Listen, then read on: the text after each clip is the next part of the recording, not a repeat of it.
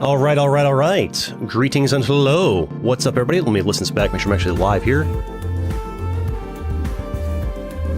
I hear nothing. All right, well, I'm just going to assume that it's going through fine. Right? Sorry, I haven't streamed in a while here. Also, if you can see on the thing at the bottom left, I made a thing. It's a little doofy thing that, it moves its mouth when I talk. It's based on my mic input. When my mic activates when I'm talking, it moves its little mouth there. I didn't do a very good job of it. It just kind of spastically moves around. Also, hello everybody in chat. Can you hear me? Can you actually hear me? I don't know if I'm coming through properly or not. I think I am. Should be, right? But how's everybody doing? How's it going? What's happening? Hello, happy New Year's Eve. What's up, everybody? But yeah, I just figured I learned how to do this, and I figured, hey, let's put it up here. I imagine I need to do a better job of like syncing it up to when I'm actually talking, whatever. But I'm not crazy worried about it right now. I don't know if I'm gonna have it actually on the screen when I'm playing games. I don't really feel like it adds a lot of value. It's more here for when I'm like talking in chat at the start of stream, and maybe if I'm doing a like one of those voiceover videos I've been doing, maybe I can use it on top of the gameplay during that when the gameplay is not the focus. I don't know. You can hear me? Fantastic. Thank you. But yeah, I don't know. I just feel like screwing around with it. Sometimes I just wake up and want to do stuff, and so I figure how to do stuff, and then hey, look at that. We got a stupid little thing. I don't know. But yeah, it's a doofy little thing, and apparently there's a lot more customization I can do to it. It'll take some doing over the next coming weeks or months. I might dabble with it here and there, or maybe I do it once or twice and never do it again. I don't know. But like I can like customize so that like the eyebrows move and the eyes move around, or you know there's all kinds of stuff I can do with it. Right now it's just kind of like a very rudimentary. It moves up a little bit and the mouth opens and closes, and it's. It's stupid, but whatever, I like it. It's fun. It's fun. Hello, everybody. What's up? What's happening? How do you guys like the little face thingy? How do you feel about it? Probably not a big deal, right? Probably more fun for me is the one making it as opposed to you guys are like, all right, he's got a doofy little face in the corner, right? Also, I'm not sure how I feel about this being the face that represents me. I made it myself, but I want to, it feels too kid-friendly. It feels too kid-friendly. I need to, make it more, you know, not kid-focused, right? Cool, awesome, you guys like it? W, you guys like it? Okay, cool. Better feedback than I was expecting to get. I was expecting to get a whole lot of this is dumb. Alright. But, Alright, so what have I been... So I've been doing some crazy stuff on the channel lately, and in retrospect, I should have just streamed... Before I started making the changes, I should have streamed and talked to you guys in real time, gotten your feedback in real time, and done Q&A in real time on it, and then made like a video from that, like explaining it to people. The hardest problem of like trying to make changes on the channel right now is the fact that when I make a video or a post, it doesn't get pushed to all my subscribers. And so what ends up happening, like I can make a video explaining, oh, here's what's going on, da-da-da, and then it gets pushed to like a couple thousand people. And I've got 100,000 subs, so it's not going to all of them. And then like the next day I do the thing, people that didn't watch the previous video click that new video and like, what the heck is this crap? And I'm like, I just explained it yesterday, but they didn't get that message because, well, they didn't click that. And it's like hundreds and sometimes thousands of people that didn't watch the previous one click the new thing. So unless I do like, explain it every single day over and over for weeks, which doesn't work, and gets the videos buried by the algorithm. Basically, I'm fighting the algorithm's inability to get, like, if there's something I want to tell my entire audience, there's no way to do that because videos and posts just don't get pushed out there. It just doesn't happen. Hey, Ryan, thanks so much for the $2. Love your content. Hope you reach 1 mil. That's ambitious. I'd be happy just to be able to do a variety of content and get like 10 to 20k views per video, right? That'd be a pretty good bar for me at this point. Make it look French. That'd be funny. Give it a little mustache. Are you gonna do a face reveal? There it is, right there, bottom left corner. There it is. There you go. Face reveal, bottom left corner. I've been orange and noseless this entire time. Oh, crazy. The one downside of this thing is whenever I like open my water bottle or something, it'll do it. Also, if I mute my mic and talk.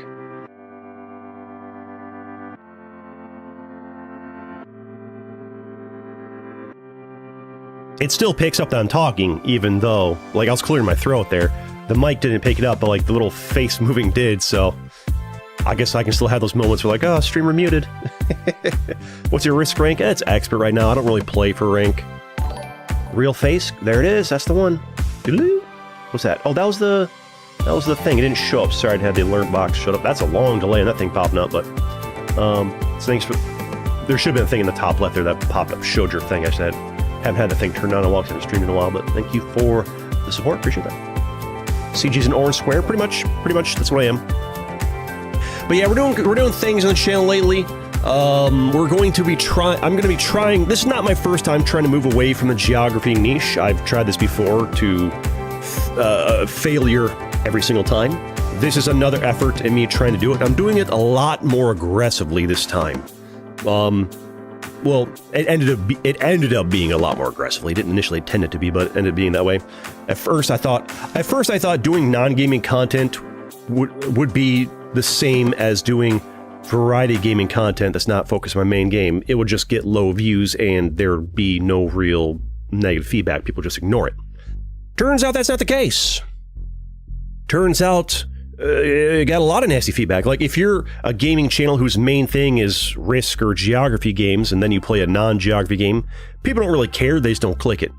But if you're a gaming channel whose main thing is geography, whatever, and then you do a non-gaming video entirely, people lose their freaking mind. And then if you do that with like a Risk thumbnail and Risk gameplay, they lose their mind even more. But ultimately, the situation I'm in is there are probably a good one-third of my subs, maybe less, maybe more, I don't know, that's what it feels like, it's about a third. Based on the likes and dislikes, it's about a third, of my viewers who only want me to talk about the game when I make content. That is it. That's all they want. Just talk about the game and nothing else. Nothing else. And the problem with that is, I mean, this has been a thing for a long time. Back in the day, I didn't used to cater to that as much. I mean, back in my original Territorial days, like, you know, a year and a half, 2 years ago, I would stream the content, stream myself playing the game. I would talk to chat. Sometimes we'd talk about the game. A lot of time we'd be talking in chats, and the videos would reflect that. And I would get comments from people saying, boo, shut up, talk about the game. I don't care about this other stuff. And for the first year, maybe year and a half of making videos, I would just ignore them and keep just talking to stream about whatever while playing the game. Sometimes talking about the game, sometimes talking in chat. It was whatever. And I would just ignore those complaints. But then, I don't know, like 6 months ago, maybe less, maybe more, I started actually, oh, I gotta move something over here. Background stuff. I got the idea in my head, what if I obliged those people? What if I obliged the people who are like, oh no, I don't like it.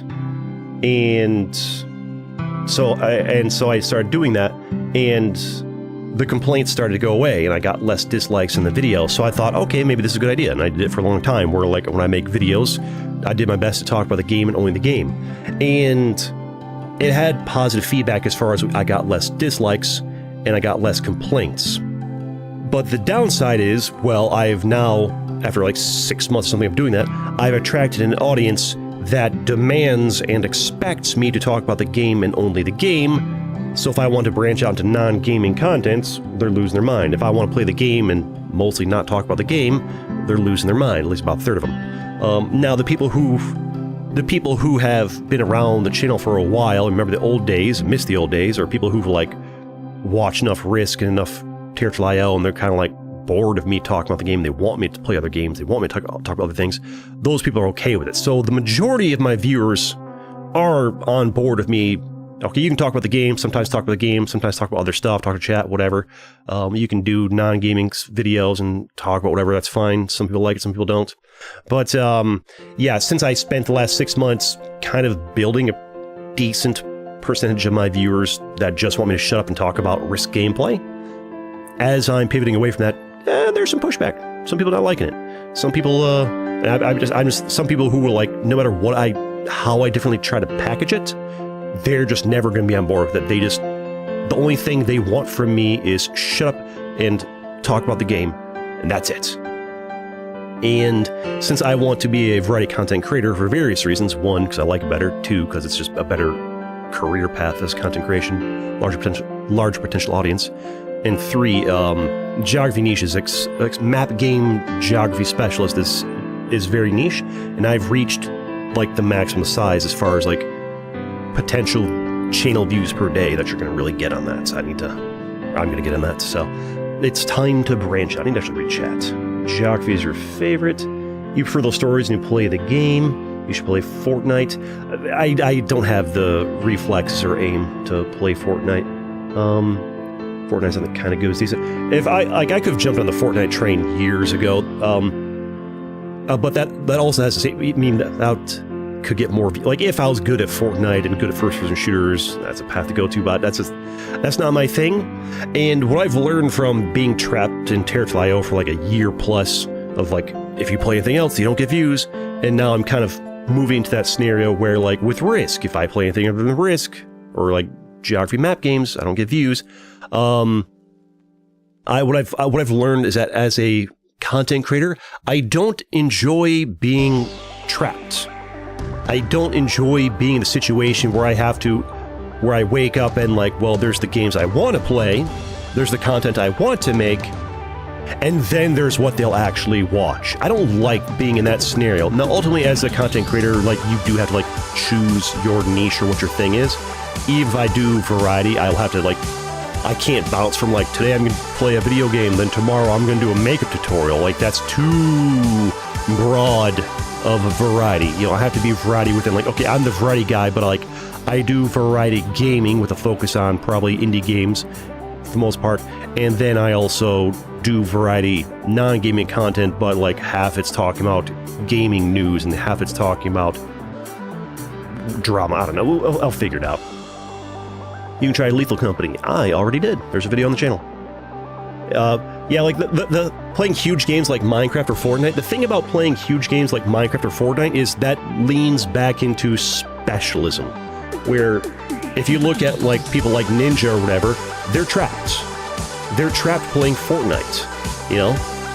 Maybe they can pivot to another first-person shooter game, but like you can trap. Like Dream, big Minecraft YouTuber, he plays anything other than Minecraft, well, it's not going to do so hot. You know, you get trapped.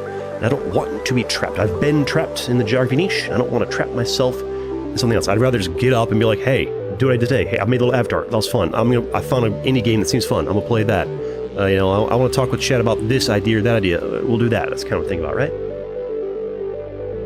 You enjoyed watching Deathless Die? Good background? Yeah, it was a fun game. It was a fun game. It didn't really get the views I was looking for, unfortunately.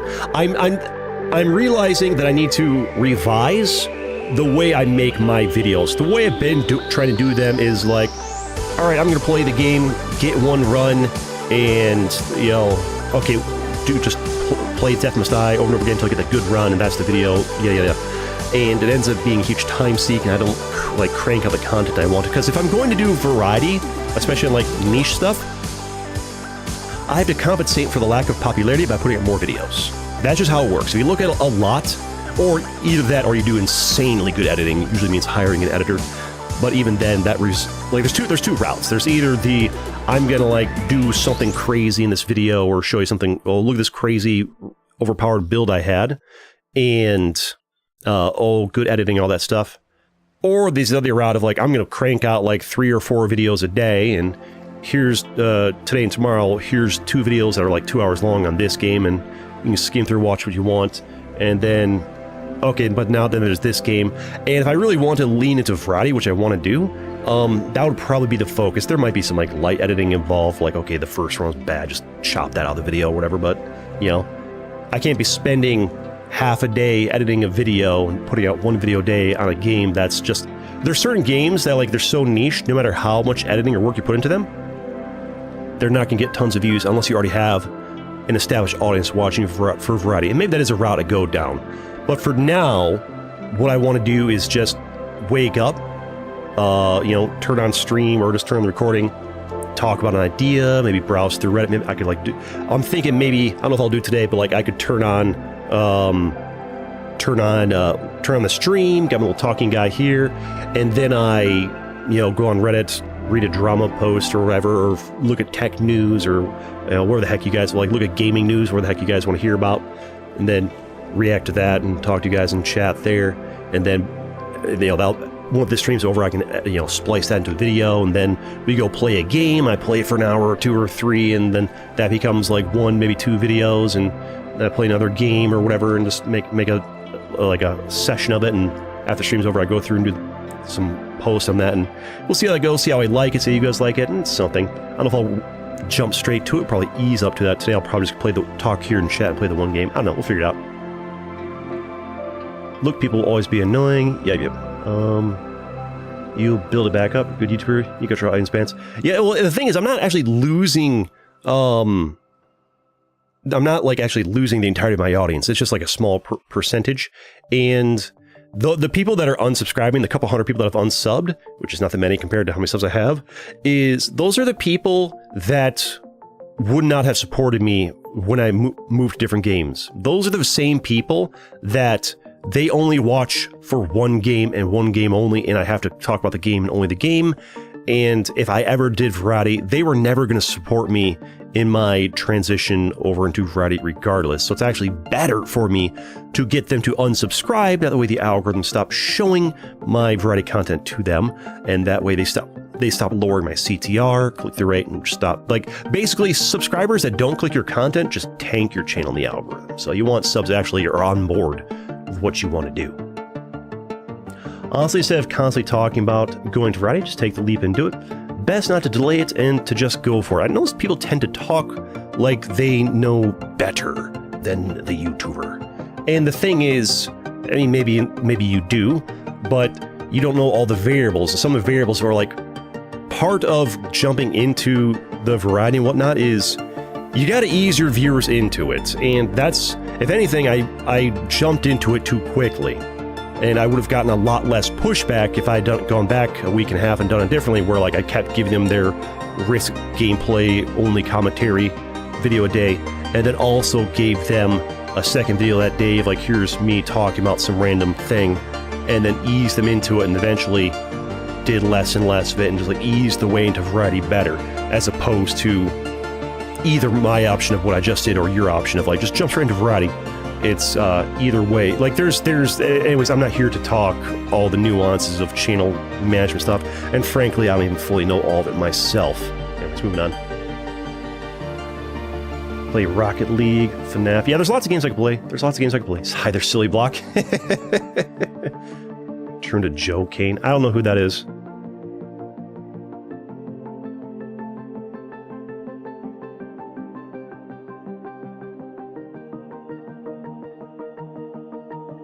Gotta drink a water there and muted the mic. But the face still picks up.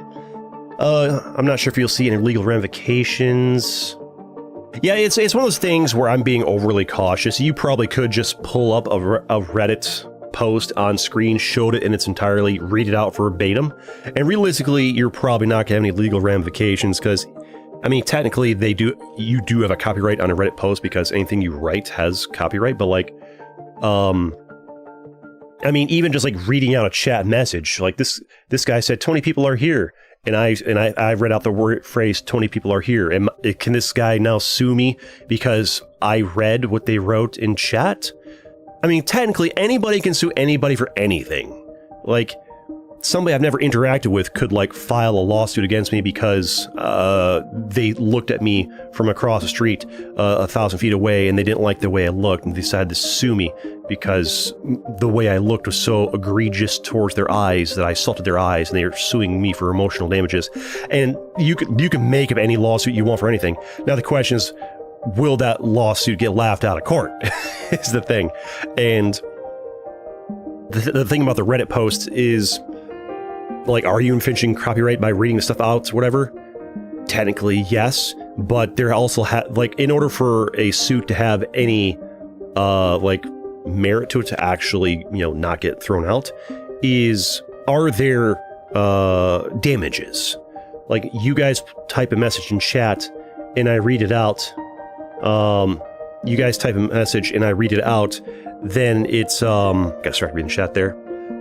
Or, it's, oh no, I read this guy's message in chat out loud, is that copyright infringement? Even if it is, one, there's in chat, there's an assumption here that like we're gonna be reading these things out and talking about it. So like I think all that goes out the window when you're talking in a public chat where it's unknown that the content creator will read and react to it. But it's like what are the legal damages? What damages financially are being done to this person by reading out their chat message in chat? None. If you type in chat and everybody else reads it, there's no damage being done. If I read it, there's no like financial damages being done. There's just not. So that's why it's, and the same thing with Reddit posts. So it's probably clear there too. But like I don't really want to go down that route. But maybe I do, because it would be a lot easier to make the videos if I could just put the Reddit post on screen, read a bit of it, and react to it, right? But it's more work to like try and have to like summarize it. But I don't know. I feel like the act of summarizing it, I don't know. I gotta figure out how to do them. We'll figure it out. Because I guess in the same vein, technically, playing video games without first getting a license from the video game developer is copyright infringement. It's just everybody gets away with it because the game developers, all of them understand that this is a win-win. It's mutually beneficial. Like, yeah, I'm infringing their copyright playing their game without permission or a license, but it benefits them. You know, they're getting views, they're getting exposure. That's also why I make a point not to play games I think are bad. Because if I play a game and I'm like, oh, this game sucks, that's where a salty game developer might be like, I'm going to file a copyright takedown on his video because he trashed my game. So I tend to stick to games I only enjoy. Like, that's it. Just avoid that. But now the Reddit posts, well, now you're not dealing with game developers who understand how these things work. Now you're dealing with Reddit posters, and some Redditor might be like, that's my post. Oh, I'm going to file a copyright takedown claim, or I mean, I don't want to deal. I just want to deal with it, right? Do memes about games? I don't know. But yeah, we're gonna play some games, I think.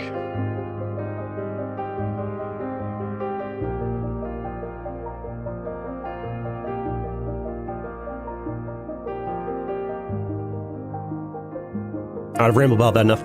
But yeah, I'm kind of toying around the idea with just wake up each day or most days and like turn on the stream, talk to you guys in chat at the start of the stream for a little bit.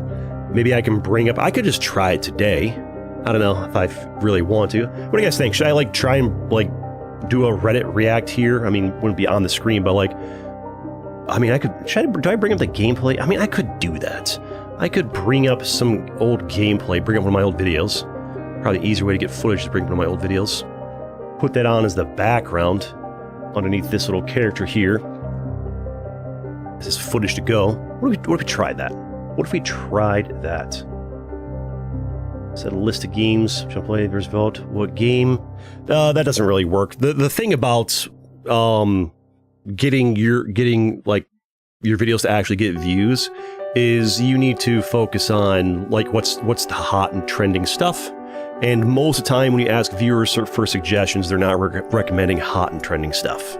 They're recommending stuff that the trend is already over or is about to over, or it's some old game. So most of the time it's not particularly useful.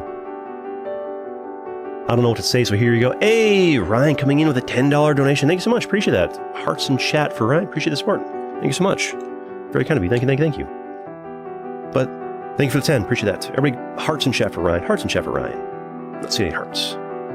But yeah, I think maybe we try that today. Maybe I try doing a Reddit video on stream here. It'll be a disaster, but I do, for the longest time, I've wanted to do the thing where like I stream for content, and I used to back when Terra before the stream servers got too out of control. But then most of my content got focused on Risk and Terra where the stream stuffing made it too hard to kind of stream for content, so I kind of stopped. But it does seem simpler just to turn on stream, you know, let's do this thing, and stream, and then after the stream's over, I just splice that up into videos and eat it up. Seems a lot easier, right? I think you may be giving the general populace too much credit for their quotes, intelligence quotes. The larger majority of people are not going to the legal system won't sue. It only takes one. It only takes one person. Actually, I guess 3 copyright strikes. It takes 3 people to copyright strike and the channel's deleted. Because that's the situation I'm facing, is if I have put out like 100 Reddit posts, for like, I'll say do this for a year, once a day, 365 Reddit reaction posts, and I just like put it on screen in its entirety. And all it takes is 3 of those people to be like, that's my post. Technically, that's my copyright. I'm going to file a copyright takedown claim. Technically, I think they can do that, maybe? I don't know. And then, boof, channel deleted. Now, the question is, will they actually? Probably not. Most of them won't even know that they're on there, but I don't know. I don't want to take the chances, right? It's not that hard to just... It's really not that hard to just summarize it. Also, in some ways, I feel like me, like, reading a sentence and then summarizing it, like, I silently read a sentence and I summarize it, actually does a, it actually forces me to use my brain more and put things in my own words more and think more, as opposed to lazy streamer reads an entire paragraph and then says one sentence about it. Lazy streamer reads 2 paragraphs and then says one sentence about it. Like, I'm not really adding much. Like, a lot of these posts, if I just read them out verbatim, I tend to not really add a whole lot. But if I'm like forced to like stop, silently read the sentence or 2, summarize it, and doing that gets my brain cooking more about it and forces me to not be lazy and actually gets my own thoughts and ideas in there. So I think it actually ends up, the way I've been doing it actually makes it a little bit better. When you plan to do a face reveal, you're looking at baby, little dude, bottom left corner. That's me. Hey yo, what's up? Hey, what's up? How you doing? But yeah, I think it's the plan. I think, yeah, maybe we try doing a Reddit one. I'm not sure which ones to do. I'll probably vary it up. Sometimes do drama stuff. The tech news ones are not doing very well. They tend to get the worst views. So, not that any of them are getting really good views right now, but maybe don't bother with that. And, yeah, ideally, I would like to get to the point where I can just, like, one take Jake, the Reddit thing, and just, like, you know, chop, make a video, but especially when I do like the summarizing thing, I tend to like, I have to like silently read it and whatever, so we'll figure it out, I guess.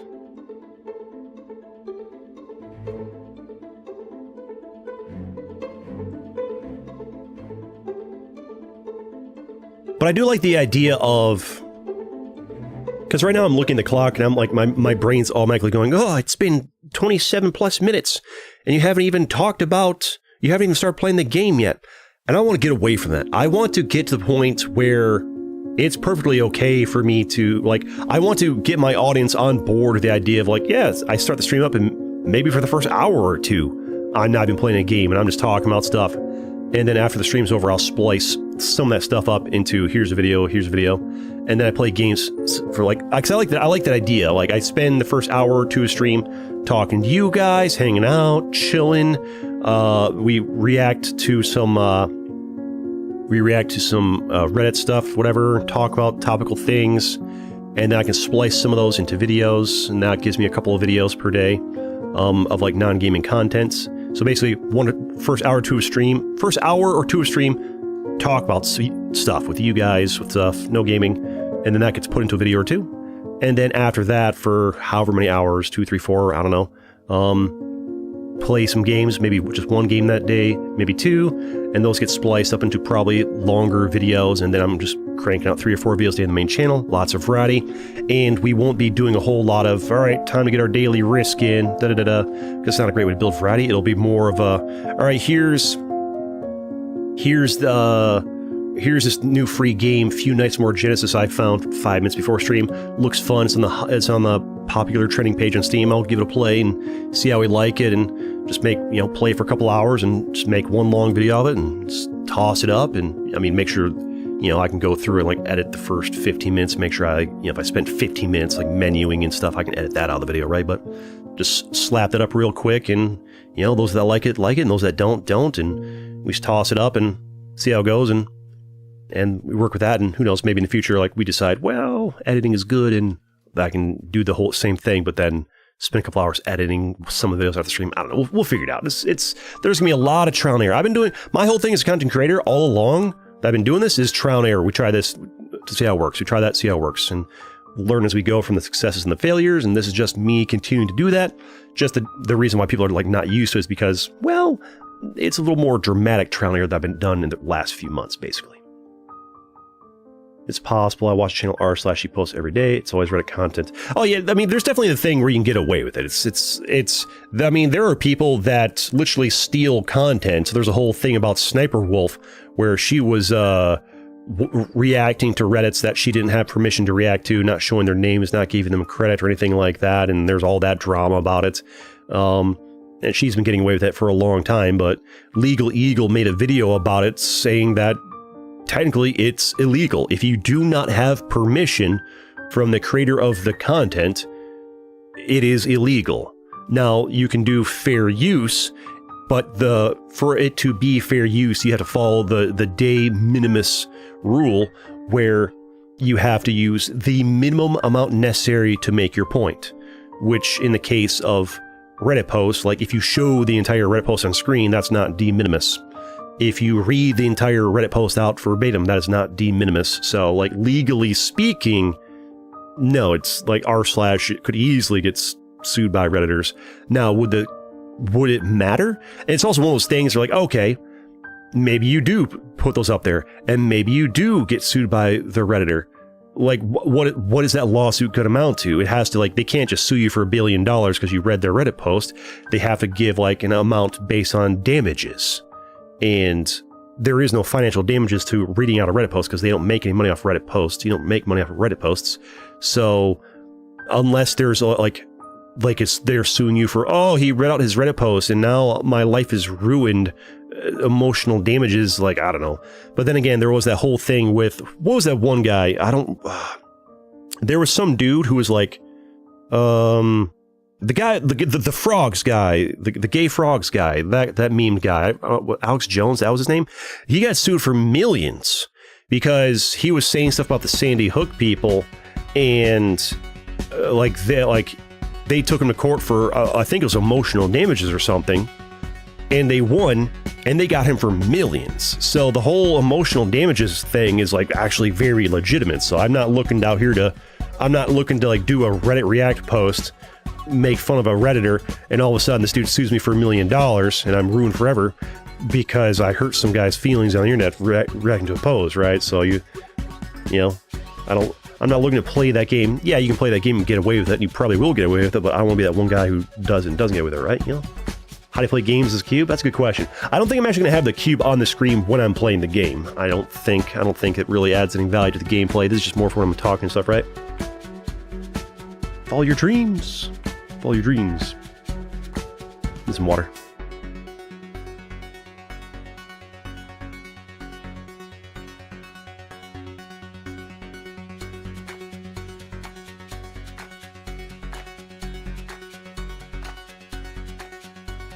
Can I play Territorial? I am not going to play Territorial or Risk this stream. I think I'm going to, or any stream. Like, Territorial and Risk are streams I just... Territorial and Risk are streams or games I don't stream because of Stream Snipers, and also I'm just trying to branch away from geography.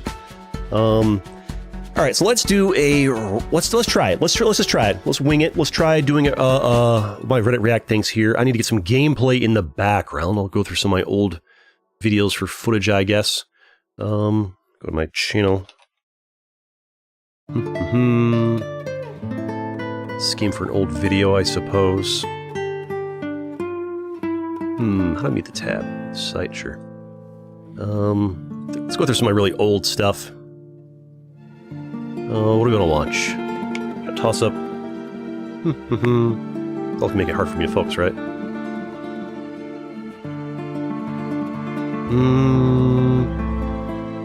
I don't need to go through all this. Go for playlists. What do I want as footage here? I could put some wall roll on some footage. That'd be good background footage, right? Yeah. Well, actually, let's do not the DLC. I'm gonna do the DLCs, whatever. Pause this on there.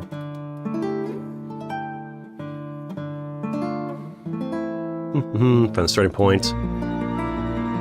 Full screen that.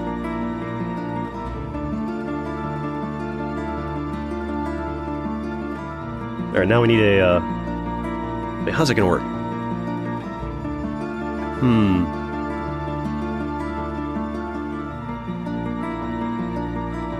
Sure thing I'll do that. Sharp potato? I have videos. I love how people suggest games I literally have already played before. I've got a playlist of Potato on the channel.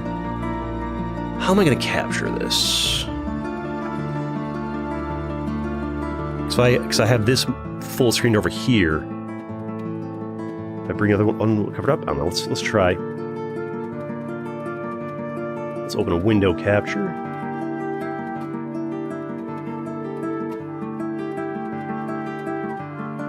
Okay, there's that.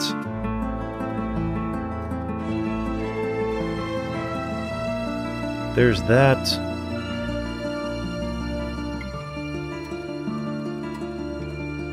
Put that down there. Okay. Alright, so we got that going there. If I click play, then that's going. I'll have the sound effects muted or whatever. I don't want to have too much going on here. That's a thing. Alright. I should go back to like this closer to the start, right? Like there or something, right? Yeah. That'll be fine. Play a horror game? Sorry, no thanks. I don't like jump scares.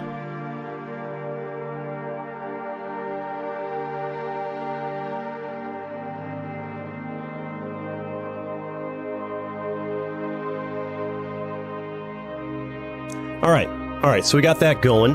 Now I need to be able to open up. So I can click play there, and that's going. That's from one of my old, my Wall World DLC videos. And now I go over to here, I think. One of these. If I put this on my main monitor, is it going to interfere with that? It does. That's unfortunate. So what if we... Alright, what if we hide that for a second? Okay.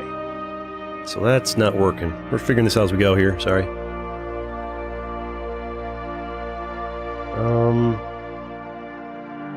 What if I put it like that? Is that gonna work? Doesn't seem like it.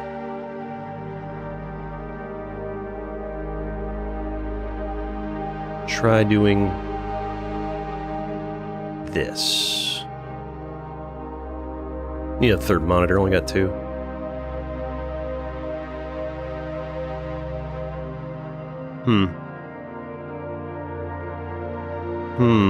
It's better if I can full screen it. Probably should just record a, I should probably just record a video and just play the video file off my computer would probably work better. But just going through old videos would be more convenient. What if I full screen it on this monitor over here? That could work, actually. That would probably work. Let's have everything on the main monitor over here. I'll have to move around when I go to games. I need a third monitor. I need to get a third monitor. This is a hassle.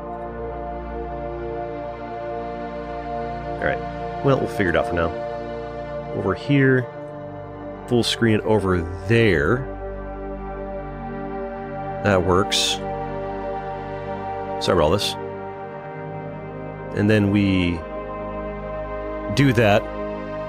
We click play. And now that's working. We have success. And then we do things. I need a third monitor. That's all there's to it, honestly. I need to get a third monitor. That is all there is to the situation. Alright.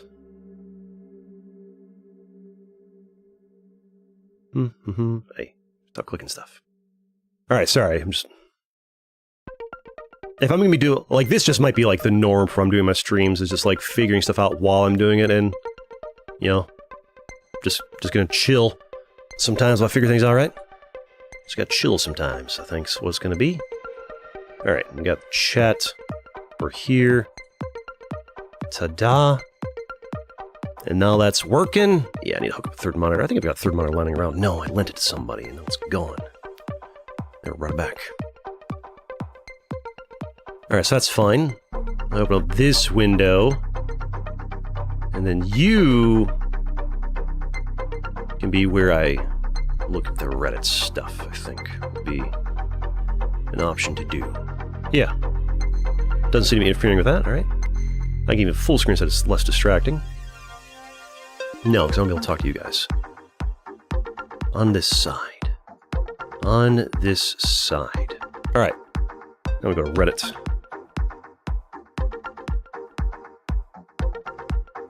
Also, we, stop that recording, start a new one.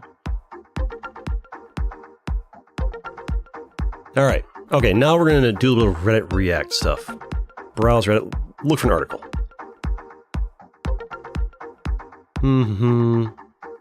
Without it being on screen because, well, I don't want to mess with copyright stuff, right? Also, I'd rather have stuff to do. I'd rather, like, the folks be more me talking about ideas rather than me reading out some Reddit posts, right?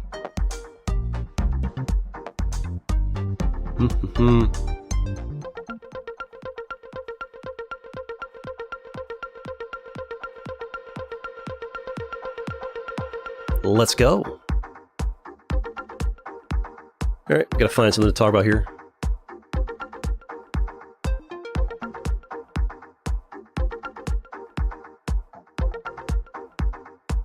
Might take some doing.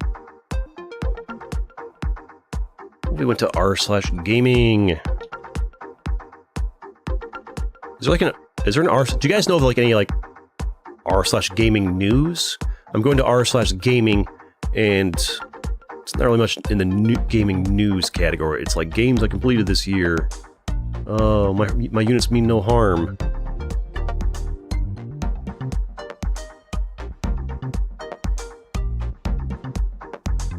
You can move application to other screen, shift, win arrows. Good to know. Thank you. I will try to remember that.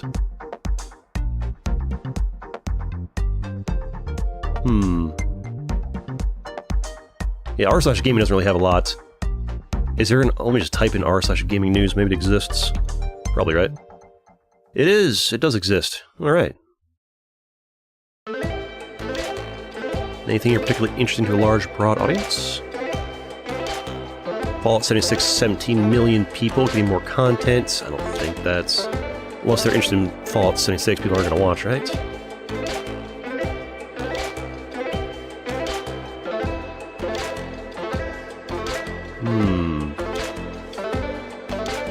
I'm worried if I do this video here, it's going to be the same situation as my tech stuff, where like it's too niche and people aren't going to really watch it.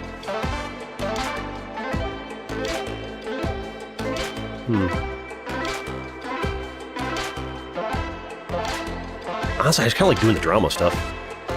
That's what I find interesting.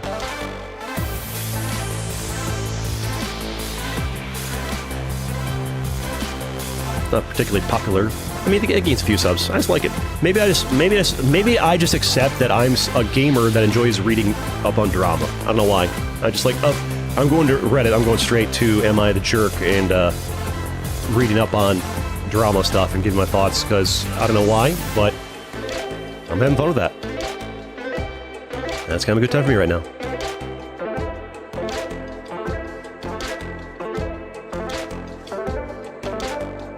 So that's what we're going to do. Here's one.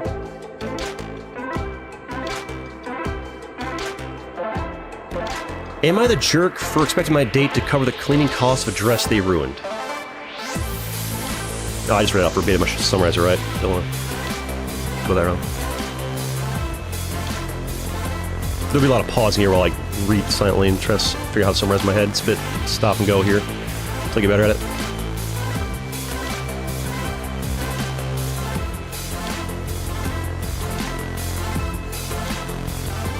Alright, so we've got a 27-year-old female. Let's call her Sue. And then we've got a guy that she went on a date with. Let's call them Bill. So we got Sue and Bill. Sue went on a date with Bill. And Bill ruined Sue's dress. And Sue wants Bill to pay for the cleaning costs.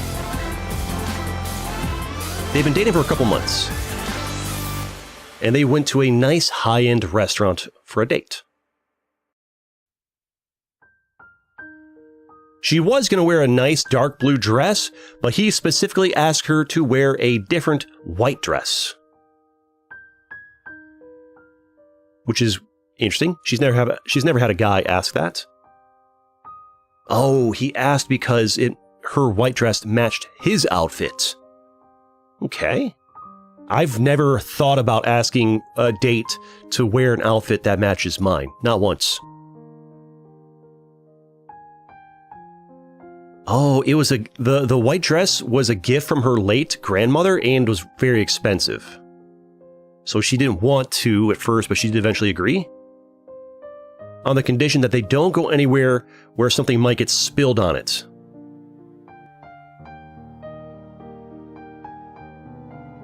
He had said that he had mentioned going clubbing after dinner, which is why she said, maybe not, I don't want to get stuff spilled on it.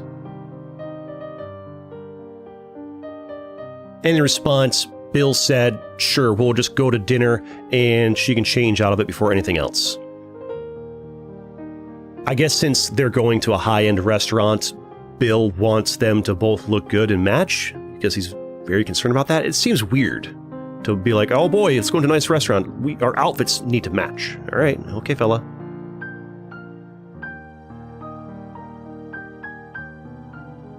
Also, like, isn't food and drink like something that's easily spilled on your clothing? Like, if I'm wearing something nice and I don't want a mess to be made on it, I'm not eating food. Like, if you eat food while you're wearing clothing, there's a chance you could spill it on it, right? I feel like there's a lack of foresight on her side as well.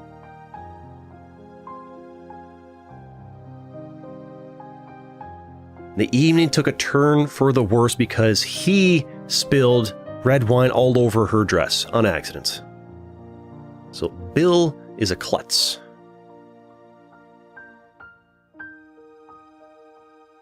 Oh, and this is how the accident happened. He was expecting he got an unexpected phone call, and when he tried to mute his phone real quick, his elbow hit the glass and spilled on the lap area of her dress before she could react. So mute your phone before you go on a date, I suppose. He was very apologetic, and she tried to be cool about it, but she was devastated emotionally inside because, well, her late grandmother gave it to him, and he just stained it. Because red wine doesn't really come out, right?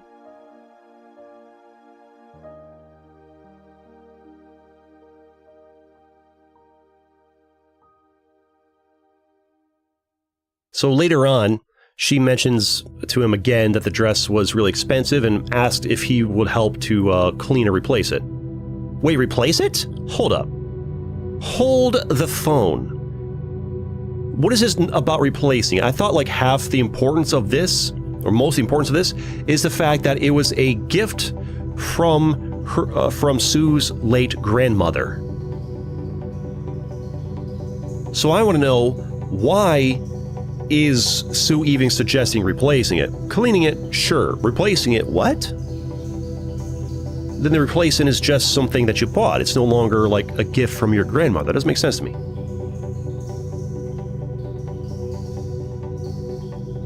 So getting it professionally cleaned and getting the stain removed is going to cost $100, and she's asking him to pay half of. In all fairness, he should be volunteering to pay all of it.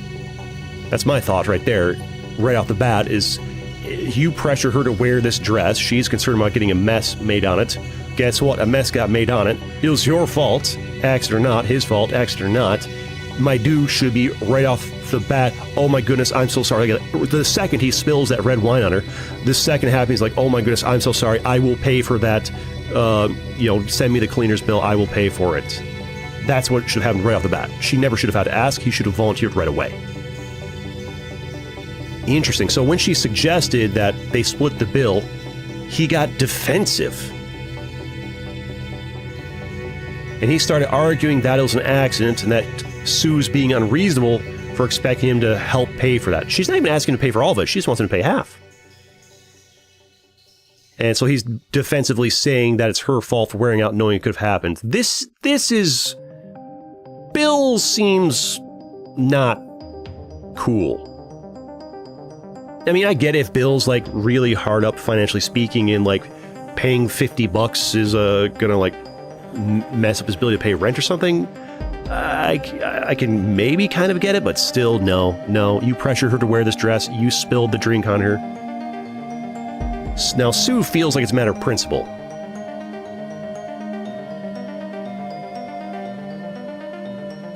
Sure, it was an accident, but he did ruin her dress, and it's very sentimental and also valuable. It's a pricey dress. Although, I'm confused on her, again, I'm confused on her being sentimental about it, because literally before she suggested replacing it as an option. How sentimental could it be if you're just like, oh, I'm not going to clean it, I'm just going to replace it? I don't really get that. Bill thinks that Sue's being materialistic and making a big deal out of nothing.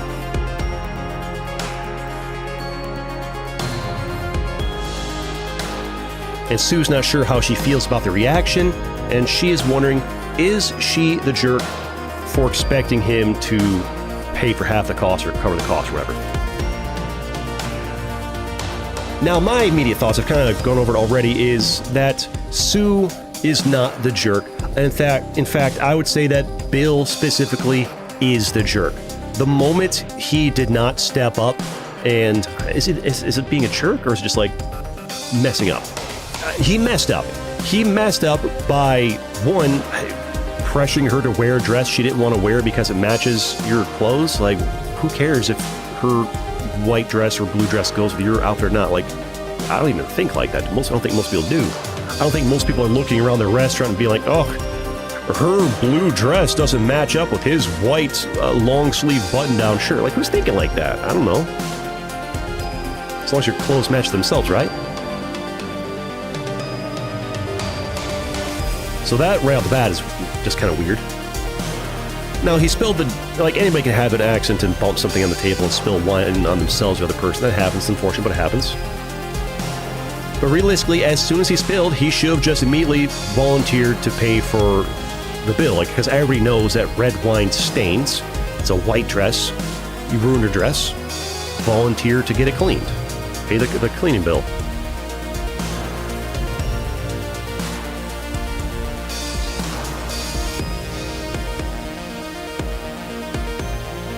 And then strike 3 for Bill over here is that as soon as she, asked, which she shouldn't have had to, he should have volunteered, but she had to ask for him to pay it. She only asked for half.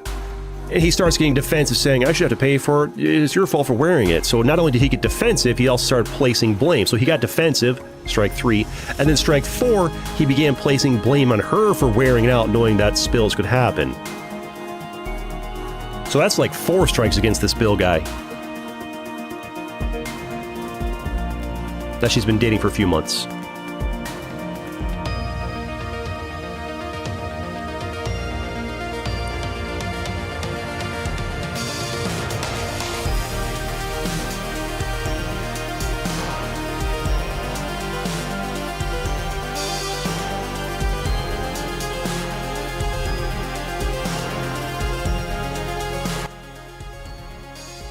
There you go, turned down the music. Sorry, I didn't realize it was so loud.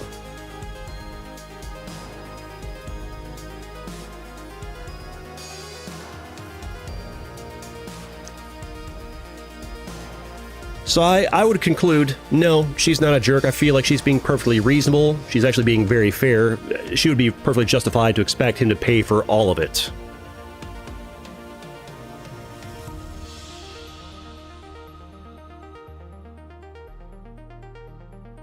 My conclusion, not the jerk. What do you think, chat? Or could you even hear me over the music?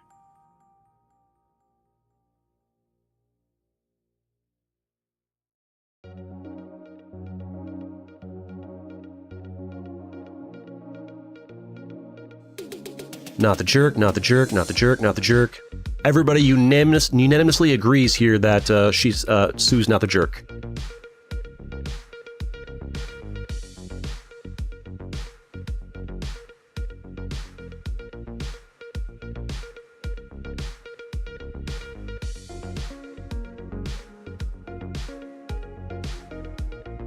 And some people are saying that this guy was a jerk.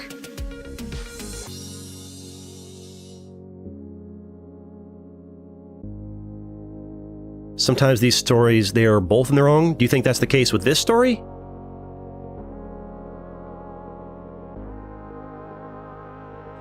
Because I'm not sure that she's in the wrong. He's definitely in the wrong for sure. Yeah, this person's saying this guy's showing his character.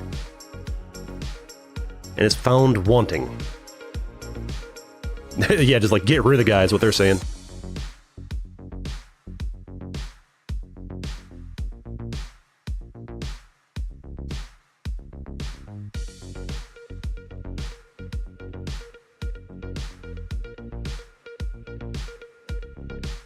Yeah, everybody's saying he doesn't sound like a great guy. Ooh, interesting idea from this person. They're wondering if he did it on purpose.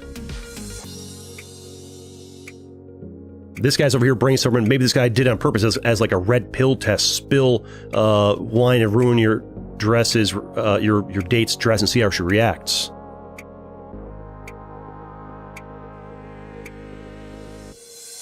That's an interesting deep dive right there. Yes, this is pre-recorded gameplay. I'm actually just playing one of my old videos on my channel. Muted.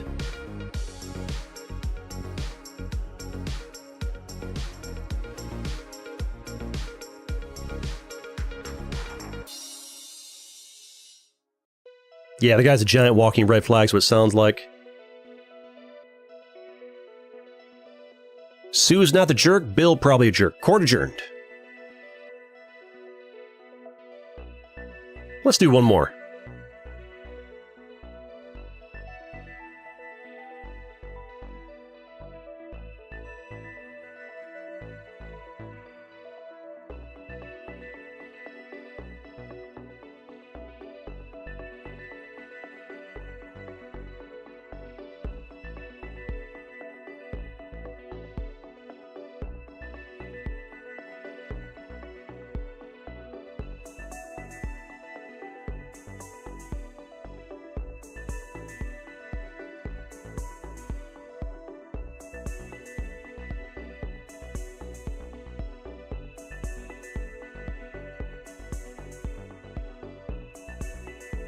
All right, we got a 19-year-old female. Let's call her Jill.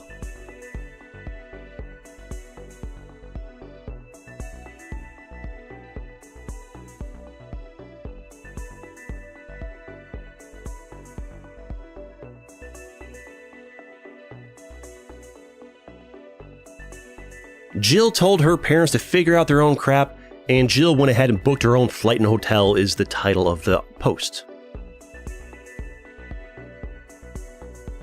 So Jill and her family want to go to Italy in the spring. That's where they're trying to go to.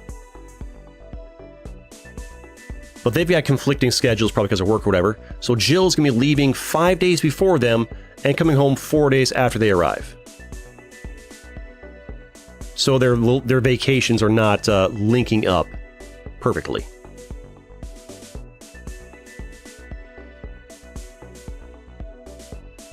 Jill has a 15-year-old sister.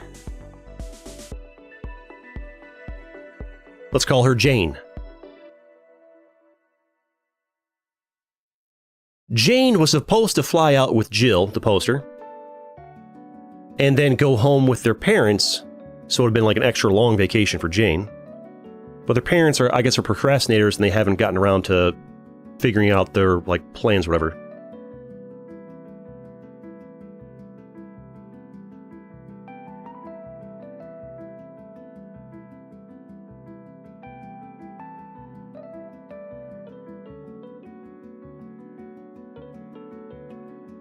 So when Jane was trying to book a flight, she told her parents she needs an exact date for when they're going to leave, so she knows when to book the flights. And the parents' response was they'll get back to her. Time passes, Jane asks again, and the parents respond they don't know yet. Jane responds that she's just going to go ahead and book her flights, and that the parents can do theirs later.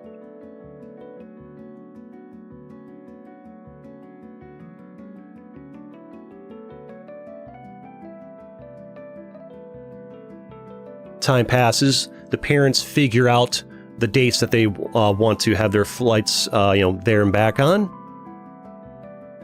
But the website that, I think it was Jill, booked her flight on, they won't let her get the flight for her sister because she's not an adult, so somebody's got to call and figure that out.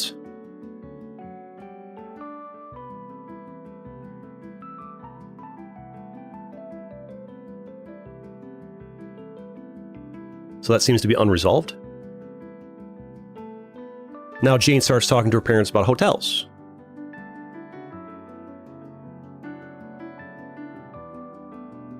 Jane finds some place with a decent price. She shows it to her mom, and the mother's response is, "That's a lot of money, so let your dad decide, go show him."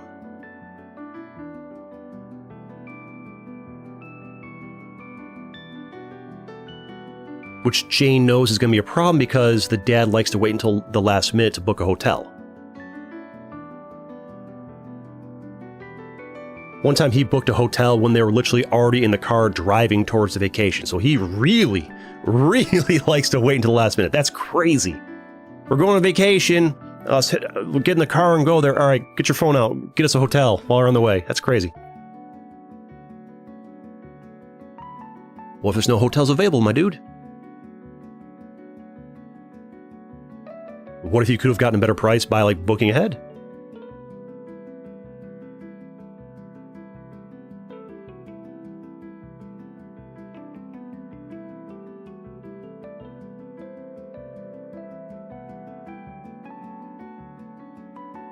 So Jane waits a few more days, and then she goes ahead and books her own hotel, and she tells her parents that she has her own hotel and they can figure out theirs separately.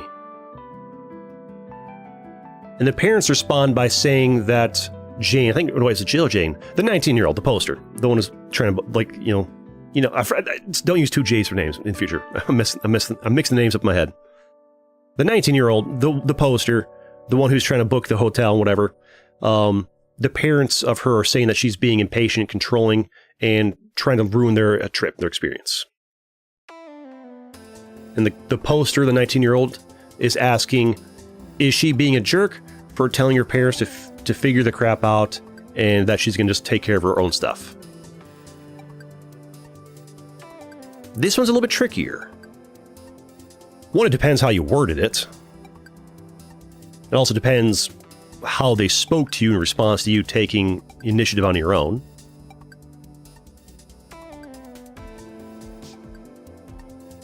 Sounds like they've got a different personality type than their parents. The parents are procrastinators, whereas this person is not. Also, there's an issue here of, if she's leaving 5 days before them, she needs to figure this stuff out 5 days before them. If the father likes to procrastinate on booking a hotel a day before they arrive, well, the poster will have already been there for 4 days because she's leaving 5 days before them. So the reality is, she needs to know this stuff. This isn't something she can procrastinate on as long as they can because she's leaving 5 days before them. So her sitting back waiting forever for their parents to do things last minute just doesn't work. If they were both going to be going and leaving at the same time, okay, you can kind of choose to match their procrastination schedule. But it does not work when she needs to know this 5 days before they do. So I think she's just like being forced to do this. I don't think she has a choice. I think she has to, at some point, make the decision of where to book her hotel and book her flights, because it sounds like, let's say she needs to have it done on the 1st. The parents don't need it done until the 6th. Well, on the 31st of the month before, she's got to have her decision by then. If her parents are waiting until the 3rd or the 4th, that doesn't help her because she's got to go by the 1st.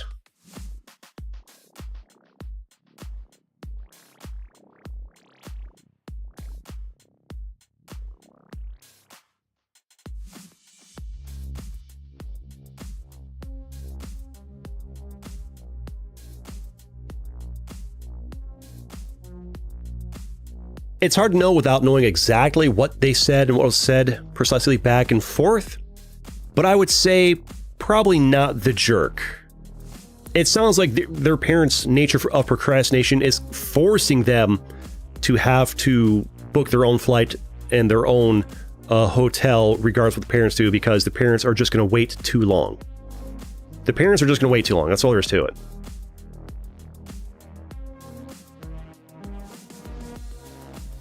What do you guys think in chat? Was she a jerk for just telling her parents, you figure out your own stuff separately, I'll book my own flight and hotel? Was she a jerk for doing that? Or is it perfectly fair considering her parents just keep procrastinating? It sounds like she tried to talk to them 2 or 3 times about it, and they just procrastinated every time, and, well, she had to make a decision, and they weren't helping her, so she did it herself. I think she made the right call, as far as I can tell. What do the comments think? Not the jerk, not the jerk, not the jerk, not the jerk, not the jerk. Okay, so all the comments agree with me, not the jerk. They're saying it's laughable that they're calling her controlling because she dared to, you know, do what she had to do, right?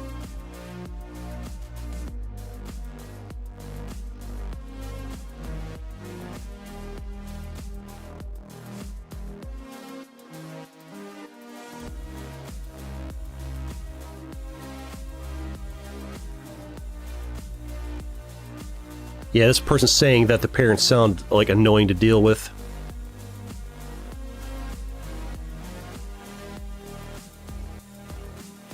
This person's saying that the longer you wait to book a hotel, whatever, the more expensive it gets.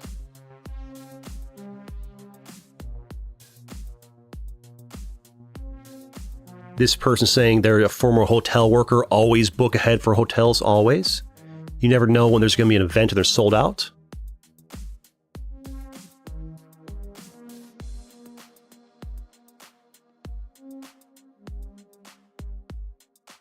That's an interesting thought. This person's saying that their parents are weaponizing their incompetence and are calling the poster selfish for not cleaning up their mess after them. That's an interesting take.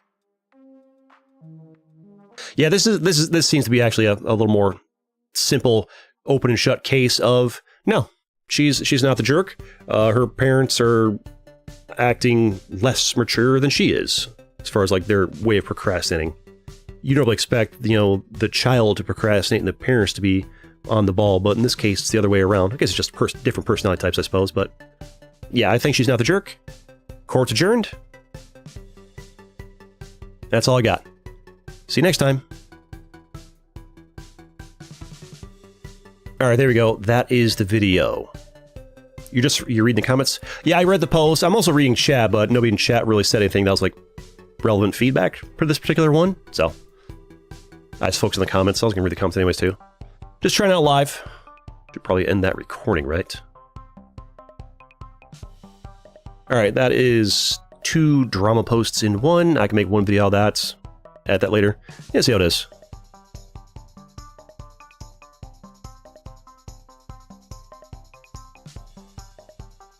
Is there a particular reason you can't stream the Reddit page? It's technically copyright infringement. Like, you can get away with it, but I just don't really want to go down that route. Knuckle cracks. Alright, so that means I can turn off this over here. What was that? Actually, I'm going to leave that going. I'll be right back.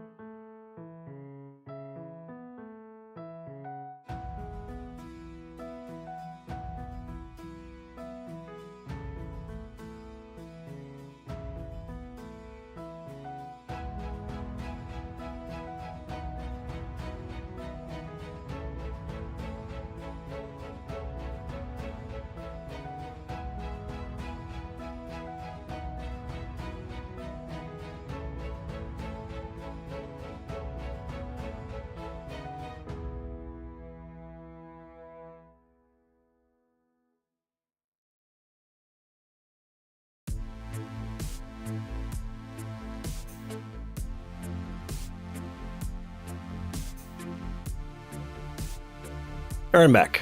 The little VTuber thing makes faces even when the mic's muted, because it's still picking up, just not putting the mic audio out. Alright, the name of the game is Wall World. Wall World, because it's, you know, it's a giant, the world is a giant wall. It's a great game. I've got an entire playlist on my channel of it, of both the game and part of the DLC. And I did beat the DLC in my free time, just not on video. Should have, though. But yeah, it's a great game. But we are going to play a different game. We are going to do that. Don't need that one anymore. Okay. One of these maneuvers here. And get these things over around here. Boink. Alright. And I think this can minimized. Alright, we're gonna play a game now. Alright. But yeah, we're just trying out like super laid back, chill stream energy here. Just super duper chill vibes. Yeah, I don't show the Reddit page because technically it's copyright infringement. It's one of those things where, like, you could do it 1,000 times and probably never have a problem, but I just... like, there's a general shift going on with YouTube culture where people are becoming very, very fussy about YouTubers not, you know, violating other people's, like, oh, don't steal content, don't steal posts, da, da, da. It's just like, okay, I'm gonna future-proof my channel, because I feel like 2 or 3 years from now, people are gonna lose their minds about, you showed that Reddit post in its entirety, that's copyright infringement, how dare you, da, da, da. Like, alright, I'm just gonna prepare for that nonsense, right, and just not do it.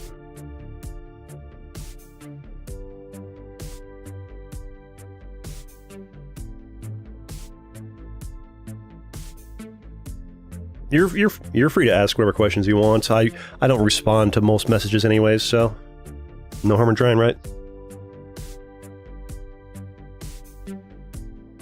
Well, I guess when the chat's slow like this, I do respond to more.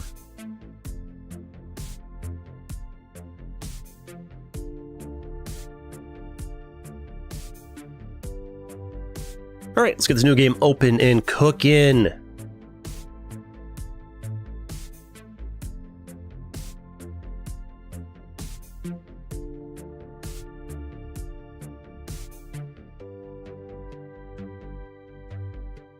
House Flipper 2, that doesn't seem like my kind of game. Sorry. Alright, the name of the game we're playing today is Few Nights More Genesis. It's a free game that is available on Steam. Also, the little face guy's gonna get covered up when the game loads. Arthurian, a world forever split in unending combat. Vampires, the first beings to exist and the dominant race on the planet. A civil war that nearly destroyed us. The world was never the same again. In the wake of our ongoing self-destruction, others gained more strength, power, and influence. The time for our vengeance is now. We have to rebuild and claim what's rightfully ours. Alright. Few Nights More Genesis. A free-to-play game on Steam that is popular and trending.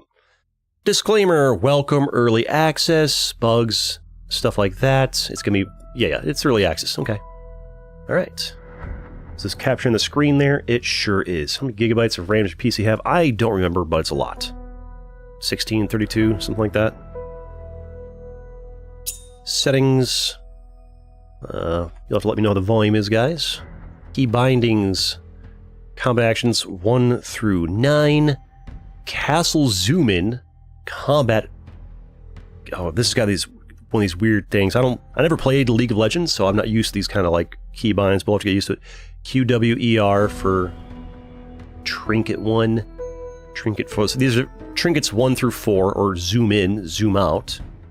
And these are castle camera movement. Oh, these are weird.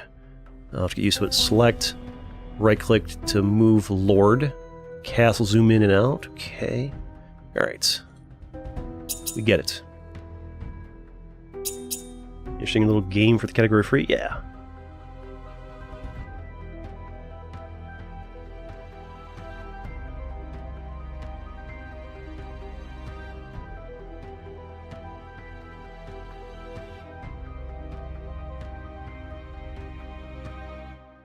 He's kind of nice with it, though. Alright, let's go. Let's do normal mode. The artwork is fantastic. Love that.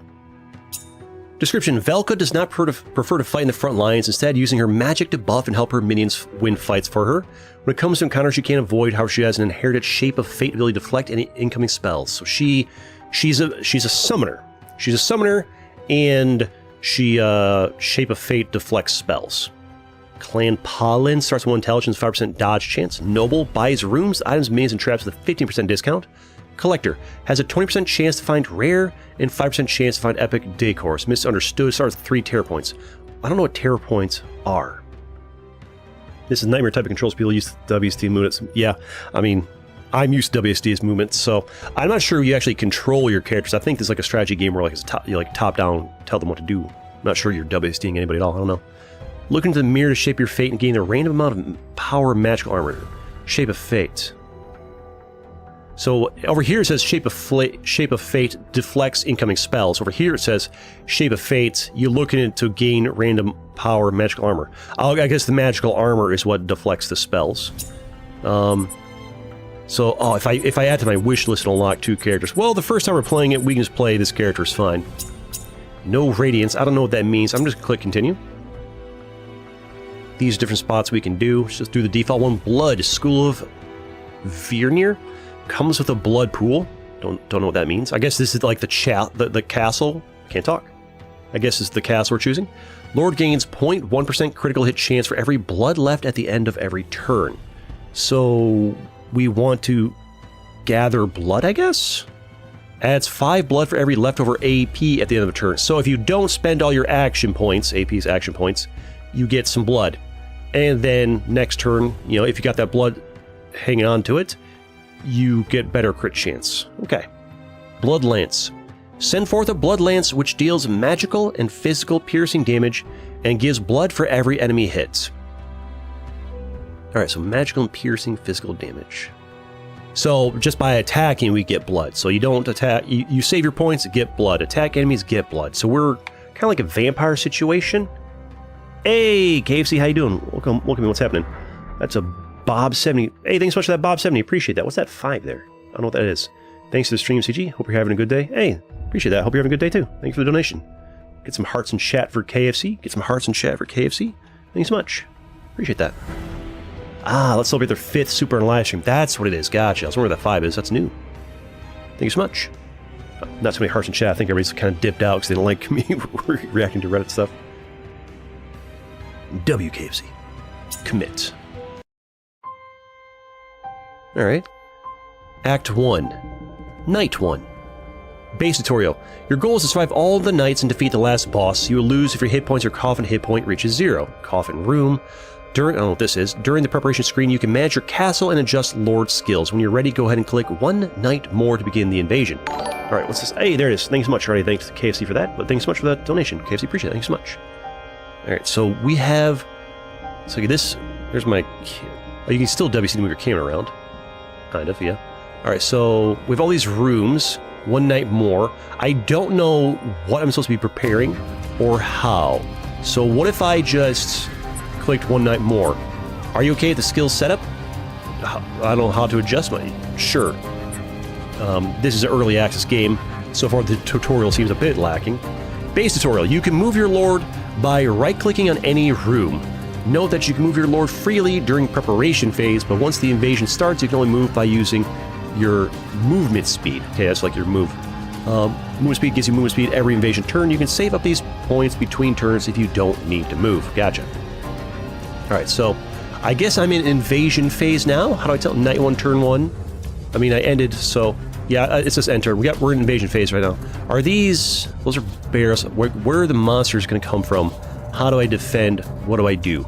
Alright, so it said right-click to move. So what if I right-clicked and go into this 3x3? Alright, I'm in a 3x3. I don't know what I'm doing here. I have 2 MS over here, 10 hit points, and then 65. I don't know. What if I... There's a guy sitting here. Can I click this guy? Plunder room. There's this guy and somebody else in there. They've got movement. Can I like have these guys move? No, I just right click. Nope. I can move. I have to select you. Left click. Select you. Right click. Why can't I go there? Can I only move to like adjacent? I can only move to adjacent ones one time. Oh, maybe it's got to have enough movement speed to get over there. I don't know. I'm just moving around. Let's go back here. These are the passageways you go through. I don't know what this stuff is. Maybe the tutorial will tell you more as we go. You'll come from the paths. You see them. Camera zoom out. Yeah, they probably come in from these paths. They're gonna go fight you. Coming through here. Come through this. Coming through here, and then go different paths. These rooms are probably where I put traps. Like this room has traps and stuff in it, but there's no paths that lead to it. This must be like an armory or something I buy stuff from. All right, so let's just end turn and see what happens. So this guy moved down there. Is that because I clicked there and told them to? Or is that an enemy? This might be... Are these enemies? Oh, I get it. They're green because these are like the heroes. These are the good guys. We're the bad guys, and these are not my allies. These are enemies. And they're going to come fight me. So what if I just... All right, coffin room should protect at all costs. Coffin's hit point 0 means defeat for... That scrolls way too far for the Lord. Okay, so what if we close this, click on you. All right, just right-click here. And now we're here. Kind of like go on the offensive and attack them? Maybe? Yes, we can. So we've initiated a fight. Start combat. Now I'm starting to understand what's going on. Combat tutorial. Here are your action points. These things right... where are they? Oh, let's see on the screen. They're out here below the... Oh, I have 1 action point for this. 1 action point for that. Gotcha. Melee skills require AP to cast. So that costs 1, that costs 1. If a skill requires AP, it'll be indicated on the skill tooltip under the skill, and the action is here. Okay. Oh, here it is. I have 3 action points. These each cost 1 to use. Skills game have AP cost. It might have blood cost, cooldowns, and recasts. Okay, is that like a cooldown for 3 out of 3 to a 4? I don't know. Most skills that have no cooldown usually come with a recast limit. Each skill has its own recast regeneration specific to them. So, recast limit. Oh, I get it. Recast limit. That's a 3 out of 3. I can only use this spell 3 times per battle, I think, and then like you have to use your other spells. I'm guessing, or told they're like going cooldown, something like that. Physical armor. That's point armor, which is maybe it's hidden by this thing. Can I drag this around? No. The amount of physical damage the unit can take. Yeah, it's. I have no armor right now. Gotcha. And then turner sets to 0. In the case of magical armor, the same principles apply. Okay. These are buff effects. So these are like buffs I can add. Buff effect appears, so that's a 105 armor. A little blue bar for the armor, okay. Appears with a silver frame, grants a positive effect to the unit. The effects multiply with each stack. Okay, so more is better. Debuff effect. Appears with red frame, inflicts a negative effect to unit. The effects multiply with each stack. Okay, so that's debuffs are red, the other ones are gray. Gotcha, okay, I get it. Alright. I figure out where we're picking up. So Desperate Call gives morale. So you're doing a buff. Strength buff. So neither of you is attacking. I don't need to armor up, I need to attack. So what is all this? So is this like I have strength 0, I have finesse 1, I have intelligence 1, so I do better magical damage. Okay. All damage multiplier. This is cool. It's all right there. Hover and C. Like right click myself, left click myself. Okay. Critical damage. First time playing the game, by the way. Obviously. Dodge chance 5%, life steal. So we do good crit damage. That's right. This character, like, oh, this must be my blood. As I attack more, I get more blood. If I end a turn with extra action points, I get blood, and blood gives me a better crit chance, which is nice. You have 100 armor, 20 health. You have 2 fortified. Gain 1 physical armor for every stack at the start of every turn. So this guy just gets more armor. So take out you first, I think. And what is over here? Morale. Oh, the blue bar is morale, not shield. Okay. When morale is below 100, they take 1% additional damage for every 2 morale lost. So it's just a damage modifier. Morale low, they take more damage. Morale above 100, they take 1% less damage. If morale reaches 50, can't even breathe, sorry. Gasping for breath. The hunter will be stunned at the beginning of the next turn. Oh, if you're okay, so they get a stun effect. Okay, that's cool. If it reaches 0, they lose 2 intelligence, 2 strength to start next turn. So lowering morale, good. We like lowering morale. Yes. Okay. All right. So what is this? This is my special ability, unique to this character. Shape of Fate. Gain 5 magical armor and power between 1 to 3 at random. I can only do it once every 3 turns. I think we wait until they're actually going to attack us before we do that.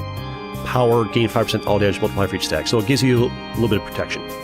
Blood Lance deals 2 magical and 2 physical damage and pierces through a row of enemies. I'm not sure they're in a row. It's more of a column. And you gain 5 blood for each target hit. Recastable. Recast regen gains +2 recast every turn.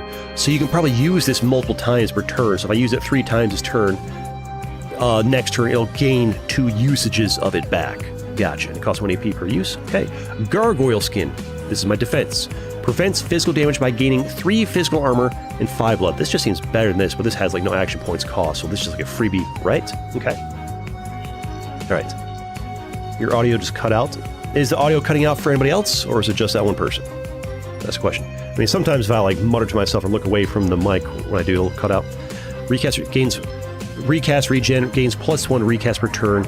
This has 50% chance, or +1 recast every 4 Blood Lance. So if I use this 4 times, that gets 1 more usage back.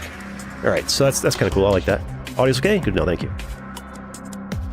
All right, so I think we don't. So this is just my armor. So since they're not attacking, I just do bunches of attacks, and they'll be fine. So we use this. Do I need to click on who? Zealot Farmer, Desperate Villager. Hit the Desperate Villager. Did 3 and 2 for a total of 5 because it did 3. I guess there's a chance for it to do more? I guess I got a crit or something? I don't know. I'll hit you again with that. Boom. I know I was doing 3 and 2, totaling 5, when this thing only does... Oh, because my intelligence. My magical damage is getting increased by 1 per point, so it's actually 2 magical damage plus 1 becomes that. So it'd be nice if I could just hover over this and it would just tell me, like, you know, have it say magical damage with a 3 with a green, because I'm getting a buff over here, so I have to like constantly remember it, but we get it. We'll figure it out. The game's still in early access, right? Alright, so we did that to you, and we got 15 blood from that, and now we end turn. Okay. Their turn, they... Ooh, okay, so there's their buffs. They gain 5 morale each, 4 to 5, okay. And now what are you doing? Catching breath, too tired. That morale buff just must have exhausted you. Gave you some extra strength there, though. What's this? Burn. You're going to do 3 damage with a torch. Burn, deal 2 magical damage in a turn. Physical attack damage also applies 1 burn stack on target, so it'll burn you 1 time for 2. So you're coming in with 5 damage. So if I do a Gargoyle Skin, I gain 3 physical armor and gain 5 blood. Prevents physical damage. So that blocks the physical damage you're sending at me. Do I want to do this? 2 magical damage. I want to block the magical damage, so I'm going to do my Shape of Fate to gain 5 magical armor. So there's my magical armor of 5. There's my physical armor of 3. And then I have 2 power, giving me 10% extra damage down here on all damage multipliers. So that should be doing, the 5 health, so it was only 5 anyways, but you're out of here. And now we start working on you. What does the blood do? Oh, the blood gives me a better crit chance, all that does, so we don't worry about the blood too much. I bet if you get to 100, you get like to use a special something, right? And I'm out of action points, so end our turn. Very pretty good. Alright, so you... I was looking at chat, so I didn't see your tag, but it did nothing to me. Alright, so that's fine. I guess that power stacks for multiple turns. Okay. And you are doing a strength buff, so I'm just going to go ahead and attack you with these. I don't have 3 to use because they'll recharge 2 a turn. I don't need this. It does give me 5 blood, but if I don't use my action point, I gain some blood anyways, right? There it is. Yep, 5. So that's fine. Now you're coming with 4 damage on Torch, but well, how much will one of this do? It only did 5 damage and something got blocked by your shield, so we are not going to mess with that. We are going to gargoyle ourselves up. 4 damage. Gargoyle again. So we're nice and protected. And we're out of action points, so we end our turn. And you hit. We're blocked. I think maybe the burn effect doesn't apply if it doesn't get past your armor. Not sure. You're catching breath, so I can do whatever I want here, which is going to be taking you out of the picture. Victory, 100 gold, 1 skill point, 1 rune point. But take that. You have to click them to take them, I guess. If you don't click them, do you just not get them? I don't know. Interesting, though. I like the art. Night 2. Make your choice. The Royal Guard Captain came with an offer, my lord. My liege, I came to offer you to train with me and the Guard. We saw you fight during the recent invasion and thought you needed some more strength. Hey! Hey, they're talking trash. We saw you fight, and you weak, son. You suck. Come hit the gym with your boys. Come on, man. Your agility will suffer because of this, but we believe the life force exchange will be worth it. What do you think? Train the captain and learn to fight like with him. Gain 50 max hit points, so I go from, I think I had 60 up to 110, but lose 20% dodge chance. You know what? My dodge chance isn't that really high anyways, so I'd rather have the extra 50 hit points, right? Ooh, a nice visual there. We take that. But yeah, I think, yeah, you're right, chat. Also, I'm streaming this, by the way. Wait, there's a... Don't I have like a... Yeah, I got a button there. I can let people know that are watching the video that this was streamed. Greetings and hello. Here are your rewards after you survive a night. A glowing outline will indicate which rewards are available. Okay. Oh, I see. Stuff you can buy with the points. The Lord's character screen can be found here. Where do I probably click there to make it happen? You can change your skills, trinkets, and view your perks and abilities. You can access it by pressing the C button by clicking your Lord's portrait. Okay, gotcha. So we should do that. What is this? Blood. Ah, yes, that's like their special ability, blood. All right, we click this here. Attributes. Okay, so there's all this. So this is my stuff here. Don't I have points? QWE. I don't have it. What is this? Well, that's like the default stuff that... Those are like my character's traits, my Lord's traits. I don't have any trinkets. Can I like click stuff here to increase anything? I got skill points somewhere. I can click inside this. I kind of just like type and edit that. No. Oh, I pressed 1 and something happened over here. Oh, I opened that. Minions. That's right, I can summon minions. That's right, this character's supposed to be about summoning. What is this? I clicked fame and this popped up. Seduction, terror. You start with -3 terror, prestige. At 3 points, gain 1 trinket choice. Okay, the tutorial will probably go over that later. Alright, so I can click my character and assign... I don't have any trinkets. How do I get my skill points? Can I like click this and do stuff? Where's the stuff you're talking about where like the stuff you can affect is showing? Down here. Choose your skill. Thirst, Fiendish Skin, Rebound. Add to skill book. I like click it to get info. Yeah, there we go. Now we're adding a skill. Getting skills. Now we're talking. Damage type, magical. Effects, single target. Okay, so, deals 4 magical damage to targeted hunter. This skill has 100% chance to deal critical damage if you have less than 30 blood in your blood pool. That's pretty cool. Interesting. So some things you want to keep your blood low. Does this cost blood to cast? It's got 0 cooldown, no blood cost. It's an attack. It costs, I think that means it costs 1 action point. That little red dot right there. Recast regen gains 1 recast every 3 turns, or plus 1 recast every 3 times attack crits. Recast limit 5, just recast 1. Not sure what the R and the M mean. That's interesting. Okay. Fiendish Skin is a buff, single target. Gain 5 physical and magical armor. That's a lot of armor. The next Gargoyle Skin you cast gives an extra 5 blood. What is this question mark? Thorns. Fiendish Skin empowered. This skill gives plus 2 thorns, so it also gives me thorns. Attacker takes plus physical damage from attack. Okay, so I give myself armor and thorns, and every 3 buffs I can use it again. Or rebound. I can only pick one of these. Gain 5 physical armor and 1 thorns for every 30 blood. Based on the last battle, it takes almost the entire battle to get 30 blood, so it's not that great. I kind of like Thirst. 4 magical damage. I guess 4 damage is not a lot. Using my lance did 5 damage, right? It has a chance for crit. Oh, you know what? Fiendish Skin. Give myself a little thorn build, right? A little bit of a thorn build. Give me that. Thank you. And we can do this one right here. Because it's lit up.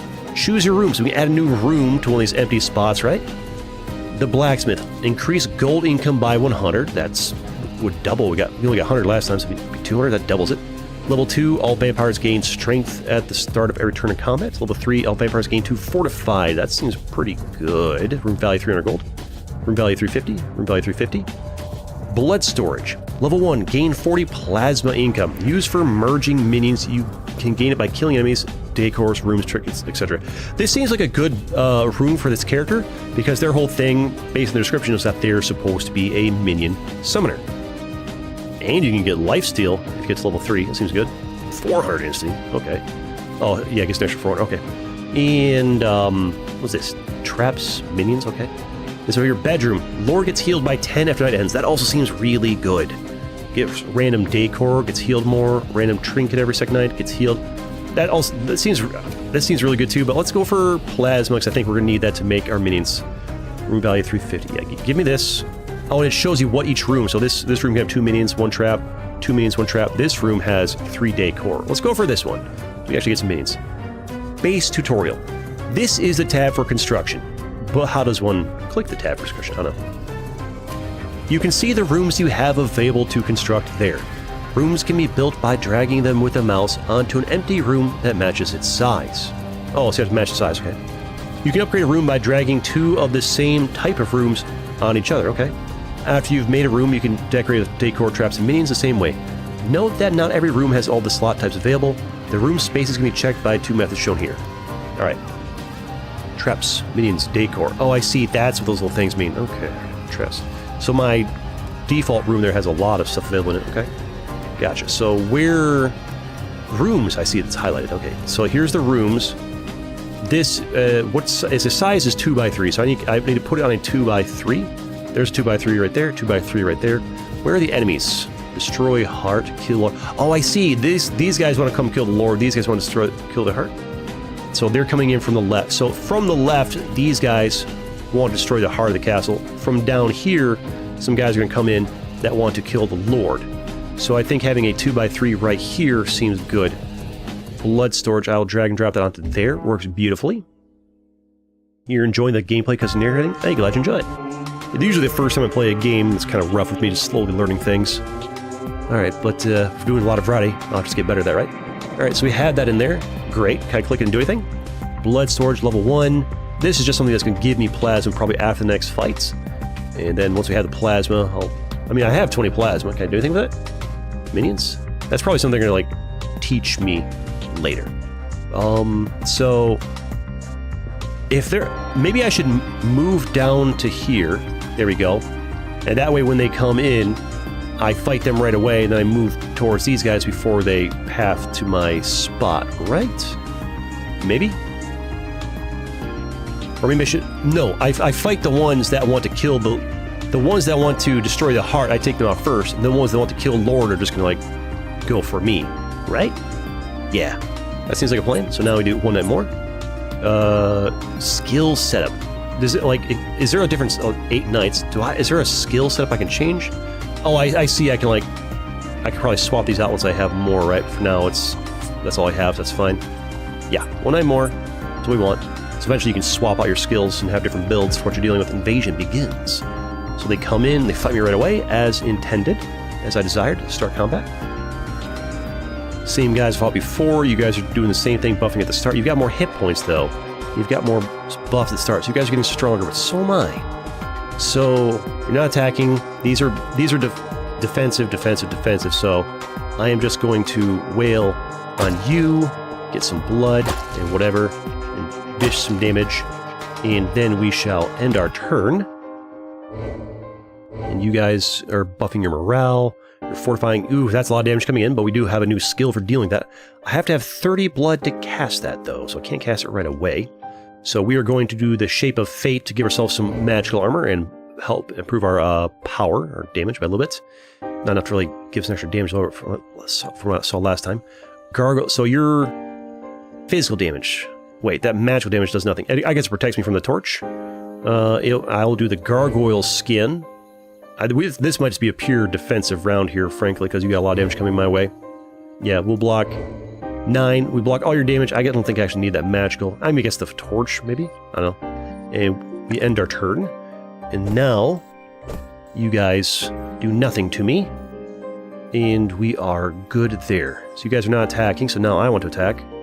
30 blood to cast that. I don't need that just yet, though. I will try to take you out. And... you're gone. Fantastic. And let's work on you as well.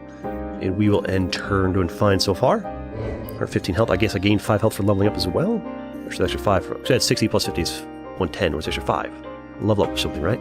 5 damage. Now we can use the Fiendish Skin. It costs 30 blood, so this is kind of like a currency. It also gives me extra crit chance if I don't have it. So we gain 5 physical and 5 magical. And if I cast Gargoyle, it gives me more blood, which is good. So we do this. Gives me that, and we're protected against you. And now we attack with this, and this. I might as well use a Gargoyle Skin, because it gives me extra blood to cast this in the future, right? Sure. Not that I need extra defense that turn. Am I doing anything for New Year's? You're looking at it. Making content. My life revolves around it. You're attacking again, huh? Can I take you out 2 of these? I don't think I can. We will Fiendish Skin again. And do I hit you with one of these, because it gets a buff, try to attack you twice. And that blocks everything. Let's just hit you twice here. Yeah, give me one of these. There we go. And I gotta click it again. There we go. I'm not gonna use this. You know, nah, we'll save it for the next turn. I don't need it right now. Our shield blocks all that. And I think now I can just finish you off, right? There we go. Okay, we're getting it. So far I'm liking the game, seems pretty neat. And now you are gonna kill the Lord, so I can just work my way down towards you. Do I get to move multiple times before you guys move?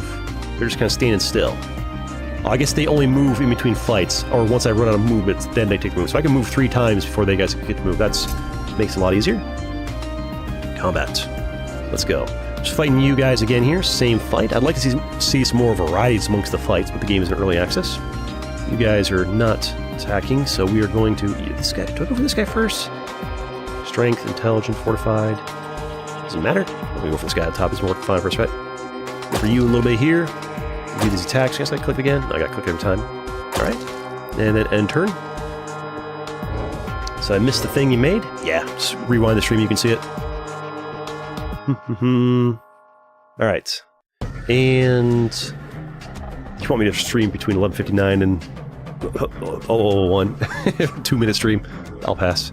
Alright, so you're catching breath. 4 damage with the torch. The gargoyle skin should block all of that. Hit you with another attack, and we end our turn. We really have 3 AP down here. Blocked. It's weird that it shows like the 4 damage hit, and the character animation getting hit when I'm not taking any damage. I feel like it should just do like a clink sound effect, and right? I don't know. You guys are not attacking it, makes my life easier. A slappy doop there, a slappy slap there, and a slappy slap there. And if they don't attack, it makes it a little bit easier. 5 damage to the torch. I don't have lethal on you, so we are going to Fiendish Skin. We'll block everything you're sending towards us. I'm not going to waste that gargoyle skin right now. I don't need it. Use it next turn. End turn with an AP left. That gives me some blood extra there. Beautiful. Catching breath. Alright, I guess we're just going to attack then, and it's going to be an easy fight if you guys don't attack me much. There we go. Alright, doing great. 100 gold, thank you. A skill point, a perk point, a trinket point, and an action point. Okay, good deal. Wait, I get an action point. Do I get 4 action points now? That's cool. Lots of artwork, okay. Night 3, it says. Alright, I like it to be showing me how to, like, add in minions and decors and traps, but so far, set all traps. Seems like I can't yet. Maybe it's down here. Click this. Choose a perk.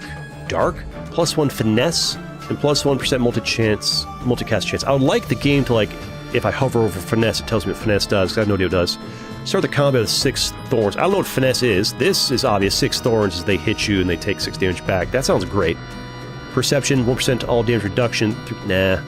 +2 lifesteal and +2 crit chance. Honestly, Razorback, Sharp Fangs, they both sound great. This is nice for them damaging themselves. This is nice in that I don't have to buy the room that gives me healing after each fight. I can literally heal by attacking in the combat, which means I don't have to worry about defense so much. Sharp Fangs, add to perks. Great. What's this one? Choose your skill. Artery Bomb. Magical single target. Apply, I think it costs no AP, 0 cooldown. It costs 25 blood. Apply debuff to an enemy target that deals 5 damage for each stack at the end of turn.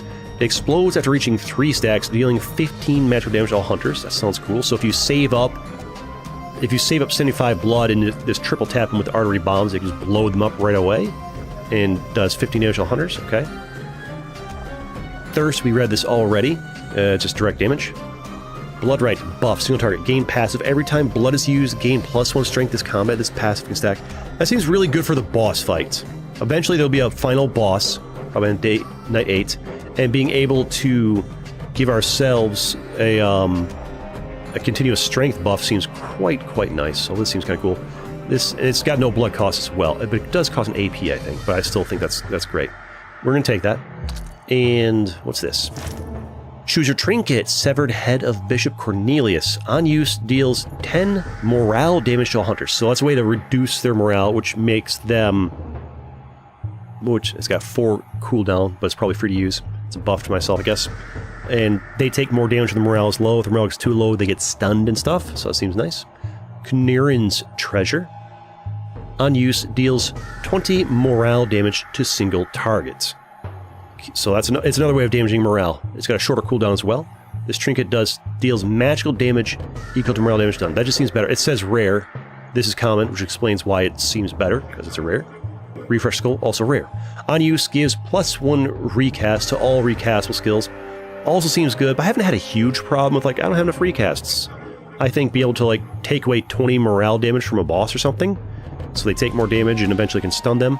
It also does magical damage equal to morale. So if I do 20 morale damage, isn't that also 20 magic damage? That seems very, very good. There's a little lore there. Add inventory. And what about you? What is this? How may I be of service to the Lord? Current castle and room status. Castle, inventory cell. Blood storage level 1, size 2-3. Coffin room level 1, size 2. So these are 2 rooms I have. Started with this one and got that one last time, right? I have 153 in my blood vial. I guess it carries in between battles, or there's a blood vial that's outside of battle? How many? Or that's oh no, that's how much money I have. Is blood my money? No, I've got 200 gold. What is this? I'm worried if I click it, it's going to instant buy it. Click it. No, it's a small blood vial. It costs 153. Gosh, now I don't have 153 blood. That's just the price of buying a blood vial. On purchase, heals 10% of maximum health instantly. It's a way to heal. Okay, I don't need that right now. So I was looking. This is a shop and I'm buying stuff. Antique fireplace gives 1% multicast chance. Oh, I see. So if I put this inside of a room, and I imagine I have to be fighting inside of that room, then I get a chance of a multicast. Or maybe not. Maybe it's for all fights. I don't know how that works. Gain 2 prestige points end of every night. That seems good. I can't afford it. I've only got 200 gold. Let's just look what I can afford. I mean, we can look at Ivory Staff. Lord gets 1 AP for every 5 bus skill used. Okay. Discounts. Room of Terror. Ooh, they take morale every turn in combat. Minions. Beast, 8 damage to all hunters. Respawn after every invasion. That's cool. So they die, doesn't matter. Treasure room, gain 2 decor, 1 trap instantly. Sounds cool. Increase intelligence, vampire, lord by 1 instantly. Makes my magic do more damage, right? Sends 1 to 3 blood javelin on targets. There's all kinds of stuff. Gain thorns, traps. 10 morale damage to all hunters. 1-time use only. I don't know about these 1-time only use. Applies 5 decay to all hunters. Increases multicast chance by 2%. I think I want to buy a minion. I think. Lesser Beast. Deals 4 damage to all hunters. Minions respawn after every invasion. I think buying you sounds good. Special. This gives 6 fame points. Well, let's just get this guy. Should probably save money, but I want to buy something here. We bought him. Okay, you can only buy the 1. And we will save on the rest of that. Go back to castle. Cannot come back to merchant unless you have more tickets. I mean, what am I going to buy for 115, right? We'll come back later. It's fine. But you got to like make your decision there. So now I have a minion. Let's click the minion. You. Yes, it's a slime. Does not look like a slime in the picture, but it's a slime. In invasion phase, deals 4 damage to hunters. First of all, we have guys coming from the left. It's a tougher fight that want to destroy the heart. So they're either going to go this way like this, or go this way like this. So the question is, do I put this guy inside the room and fight them inside of the room? Or do I put this guy in here and hope they go this way? I don't know. These guys are coming from the right. They want to kill the Lord. The question is, you know what? Let's just do all the fighting in here, maybe, and let them come to me. Let's see how that happens there. Let's click you, or drag and drop you into here. And now you're inside this room. Okay, great. We click here. We got a little buddy in here. And you will help deal damage to all hunters. Sure. And close this. And what if we just stayed here and tried to fight them inside this room? And then this... Yeah. Or, you know, these guys... That looks... You know what? I'm not sure. It's got to be inside this room, right? Yeah, let's go ahead and just give it a whirl. Wait, no, my skills, right? I guess I'm happy with this layout here. That seems fine. And, wait, did I have a trinket? It's automatically equipped. Good. Cool down 3 turns. Okay. Great. Let's go. 1 night more. Sure. Loving that. Here we are. Invasion begins. They're coming from the left. They want to destroy the heart. They're coming from the right. They want to go for me. I'm going to let them come to me. I want to fight them in here. End our turn. And 4 AoE damage. Oh, I see. So what that means, so the minions just, they do their thing when they enter the room. They're not actually in this combat itself, but so they've all taken 4 damage. All right, so that's what they do. And it's probably a one-time thing, so the next guys that come in won't have that effect. Good to know. These guys are in a line, so this thing will pierce them in a line is nice. 5 damage. Puny attack does physical damage. That's a big hammer. Doesn't look puny. All right, so you're going to attack for 5. You're attacking for 14. Holy crap, that is 19 damage coming our way. Yikes. This guy must be like the boss or something. Alright, we have this right here. This does 20 morale damage, but also does 20 magic damage equal to morale damage done. So let's use this and do 20 damage to this guy. Maybe we can take this guy out this turn, right? Hit you with one of these. Boom! It one-tapped him. I don't know why I did extra damage. I guess this makes it 21. Did the lifesteal count as 2 extra damage? That's how I got one-tapped him? I'm not sure how we got him there, but we got him. The name of the game, I think, is Few Nights More Genesis. And now you got 14 damage coming our way here. This costs 1 AP to use. I don't have the blood for this. Every time blood is used, gain 1 strength this combat. This passive can stack. Cooldown 5 turns. Gain passive. Right now I should focus on just like not taking damage. So this is physical damage. So using this for magical armor does not help against this. So all we can do is Gargoyle Skin, and that stops 6 of it. We'll take the rest of the damage. Keep in mind, I have Lifesteal now because of, I think it's a perk. I'm not sure if it shows here, but I should have Lifesteal now. So we are just, I guess we'll go ahead and give ourselves a blood right. Every time I use blood, I gain some strength. That's great. Get that prepared, and I can stack that if I want to. I've got 4 AP because I leveled up my AP from last fight. That's cool. I like to get more AP. Can I use it again? Cooldown 5 turns, I can't. So I guess, do I give myself more power? No, we wait for him to actually have a magical attack. We hit you with this Beast Hunter. There we go.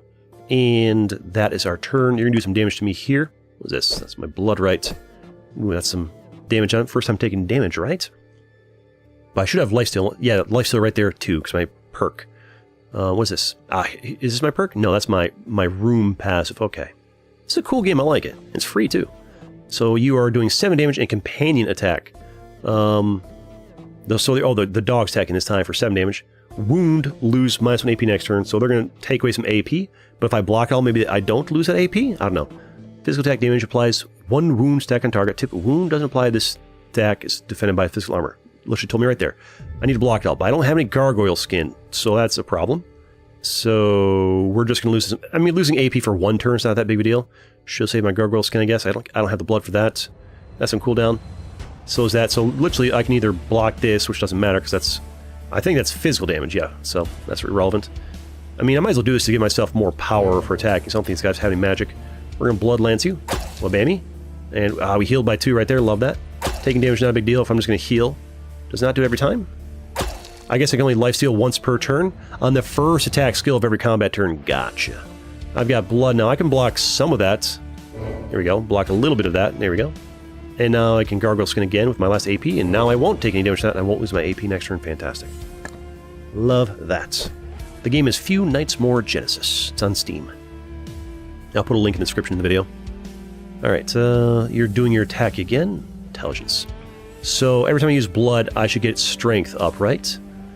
Blood right, power. Yeah. No, that's strength. There it is. Once that gain 1 strength. So now I'm doing more damage. So now between my intelligence here and my strength here, this now does 6 damage a hit, which is great. And can't use this, can't use this, can't use this. Don't have the blood for this. Literally, this is the only thing I can do is the blood lance. So we're just gonna take some damage here. We do heal, but only 2 a turn. So you still want to minimize the damage you take. Do a little of this. Don't have the blood for anything.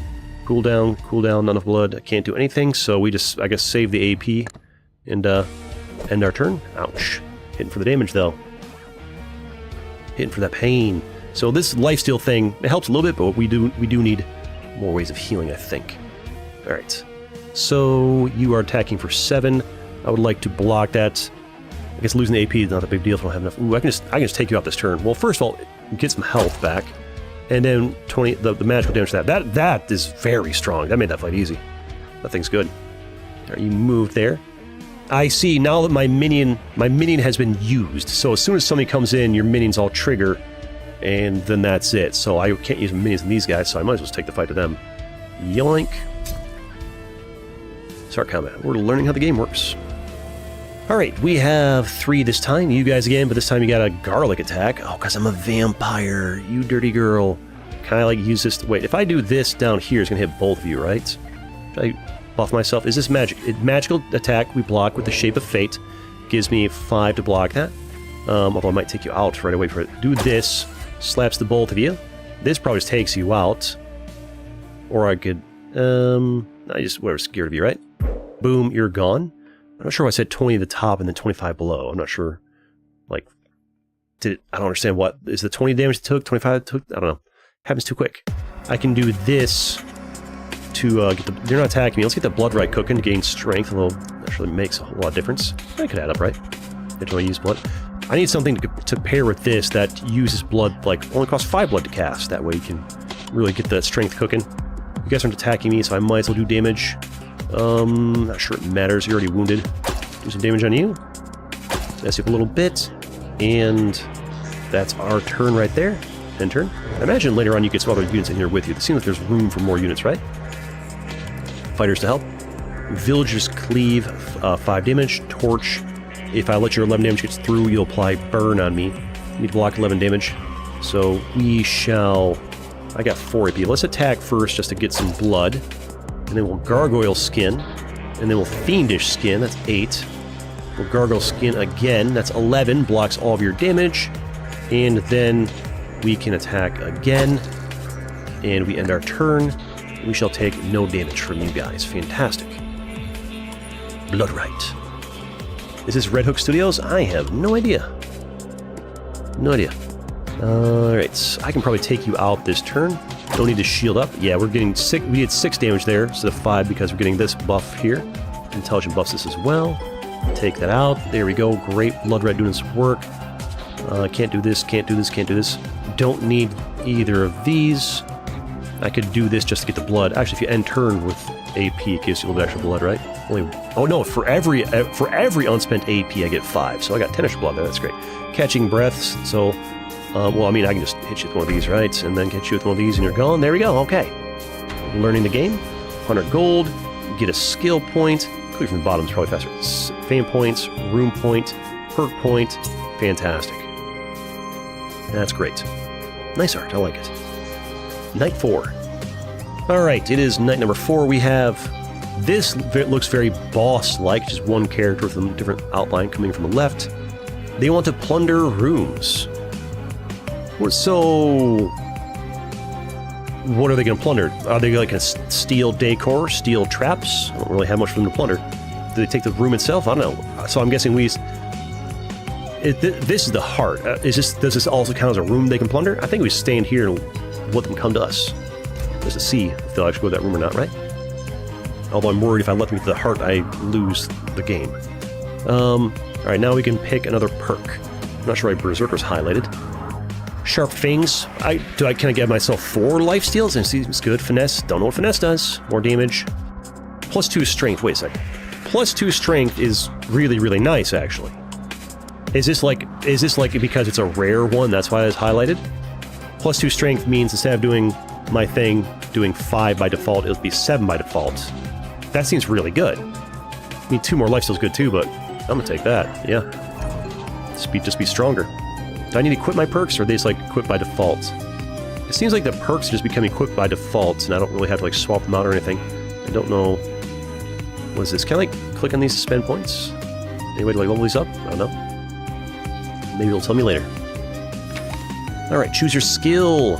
Inquisitor's Sword. It costs 10 blood. We wanted skills that cost low amounts of blood to combine with other thing. So this looks good for that. 10 blood. Physical, single target. Deals 5 damage to the target with an added debuff that strengthens the sword's damage. Alright, so 5 physical damage to the target. Okay. And an added debuff. Wait, an added debuff that strengthens the sword's damage. Wouldn't that be a buff? Target takes +5 damage for each attack. Oh no, I see. If you hit him with it, it applies a debuff to the enemy. So 5 damage plus a debuffs them. And if you hit them with it again, then it'd be 10 damage for the debuff, right? So it's actually better to save a bunch of blood and do a bunch of these at once, maybe? I don't know. Recast, gain 1 recast for every 2 times Lord crits, or +1 every 2 turns. I don't know what this R and M means. Recast limit 5, initial recast 1. I like this one. We don't care the other ones. We want that one because it combines with my other ability, which is this. So every time I use this for 10 blood, this activates, and I gain +1 strength. And so I can make myself do lots of damage really quickly by using these together, although I'm going to use this for like defense sometimes. That seems pretty good. Where are you? New room. Throne room. Gain +3 fame points and 1 random decor instantly. I don't know what the fame points are even for. worth 1,000 gold. 500, 500. Summoning room gives 2 lesser minions after every night. Now that I've seen what the lesser minions do, I'm not particularly overwhelmed. They just like, they walk into a room, the minions did 4 damage to them, and that was it. Not that big of a deal.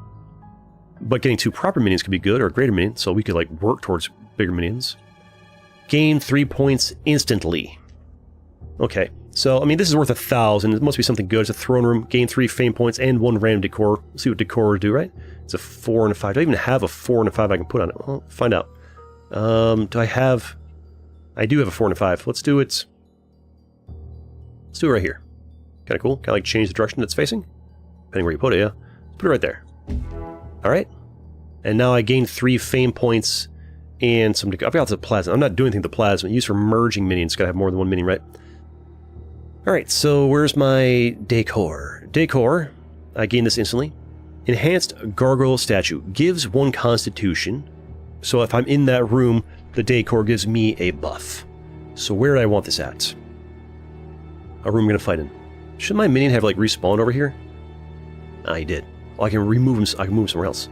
So you're going to plunder rooms. You're going to plunder rooms. Well, what if I fought you in my throne room? Put this little guy in here.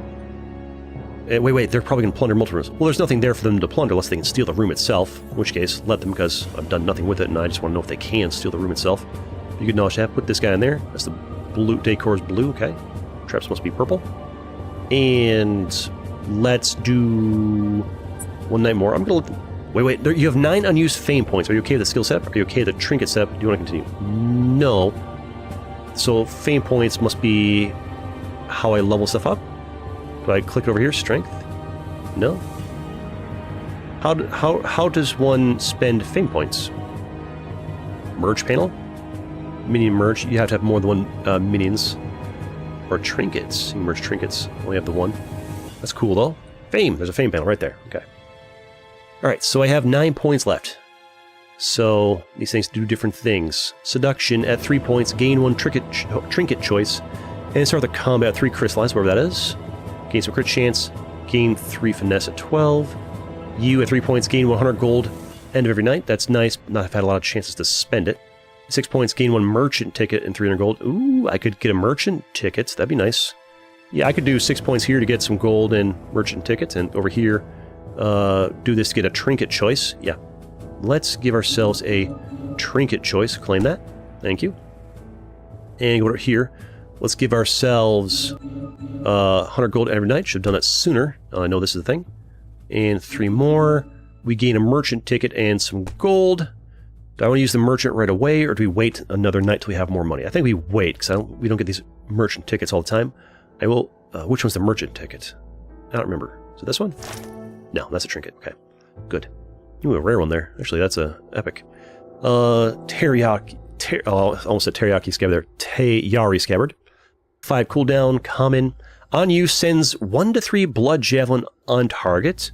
Each javelin does 3 magic damage, gives the hunter 1 leech stack. Heals vampire lord for +1 for each stacks enemy has in a turn disappears. That's kind of cool.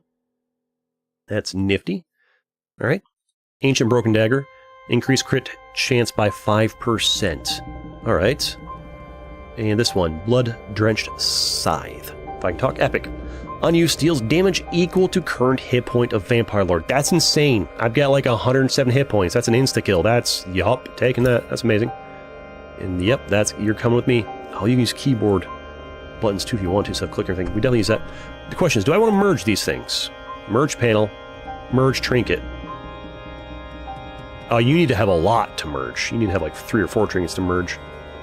Well, that's not relevant. Wait. Do I still might... Alright, they're still there, okay. Alright, that's kind of cool. And we don't want to spend the merchant thing yet, so I think we're fine for this fight, especially that new thing we just got. Yeah, that's fine. So much art, so cool. Invasion begins. Both coming in from the left, alright. I'm gonna chill here. I want to see what they do. Oh, they're both coming this way, so I'm not gonna learn if they, like, plunder at yours. I don't think they steal the room, probably just, like, the stuff inside it, right? They're coming towards me, so I'll fight them before they can. Do I fight one at a time? 4 AoE damage on you, and now we fight. Start combat. Ooh, hello. You got a buddy with you. What is... Oh, there's little decorations there. Oh, they're like, which room you're in shows in the background, so I realized that. That's cool. Alright, you're armoring up, and you are giving morale, and you are going to do 8 damage. If it gets through to me, I lose an AP. Now the question... I should probably use this right away. Blood-Drenched Scythe is 107 damage. I can only use it twice per fight. And you look the biggest threat, right? So I just click this and boom. I'm glad I took the one that gives me extra hit points. That option earlier. Get bodied. Did that give me 3 magic armor as well? Why do I have 3 magic armor at the start of the fight? Maybe... Oh, because the room itself had the gargoyle in it, and that gave me the buff, right? Okay. You actually have a lot less hit points than this guy, so I think you might be easier to take out than them. So maybe go for this guy first. Also, I know you do a lot of damage. What's this? Ah, the Inquisitor's Sword. Merging monsters. This is like Shin... I don't know what that phrase means. It's a game I probably don't know. Inquisitor's Sword. Deal 5 physical damage to target with an added debuff. I need 10 blood for this. I should probably cast my blood, right? And then as I spend blood, I get extra strength, right? And this says 4 damage, which actually should be +1 to 7, right? Is good. No need to armor up here. No need for this. I don't really care about the power right now. I want that magic armor later. So we're just going to just attack you a bunch. Yeah, 7 damage a hit. That's great. Love that. Oh, we gotta remember I have this. Deals 20 morale damage. I mean, just might as well. Boom. It's doing 23 damage on the Y. I guess this stuff buffs it. I don't really understand why, but... And can I take you out? Oh, get body! Took out 2 of you guys in the first turn. Get destroyed. Now, if I use this, deal 5 physical damage to them. I might need the blood for my shield, so I'm gonna wait on that next turn. We can do it next turn. Doubtful Soldier. 24 damage is crazy. That's wild. You're a damage-dealing monster, I'll tell you that. Alright, so it's all physical damage. So what we want to do is spend this turn armoring up, I think. So we Gargoyle Skin, and I can Gargoyle Skin twice more than do that. Gargoyle Skin, and then Fiendish Skin should block most of that. Can I do this again for free? I have 1 AP. No, I can't because it's not charged. So, do I end turn? Do I attack? I think we attack just to charge some blood, maybe? There we go. Get some health back, too. Now I have the AP to use this, so can't do that. But that should block most of your damage. That's fine. Taking a little bit is okay. We do heal a little here and there. Ouch, it hurts. So bad. Did I lose AP for that? I don't think I did. No? Alright. You, sir, are not attacking me, so I don't need to use this right now. Ignore the glowingness.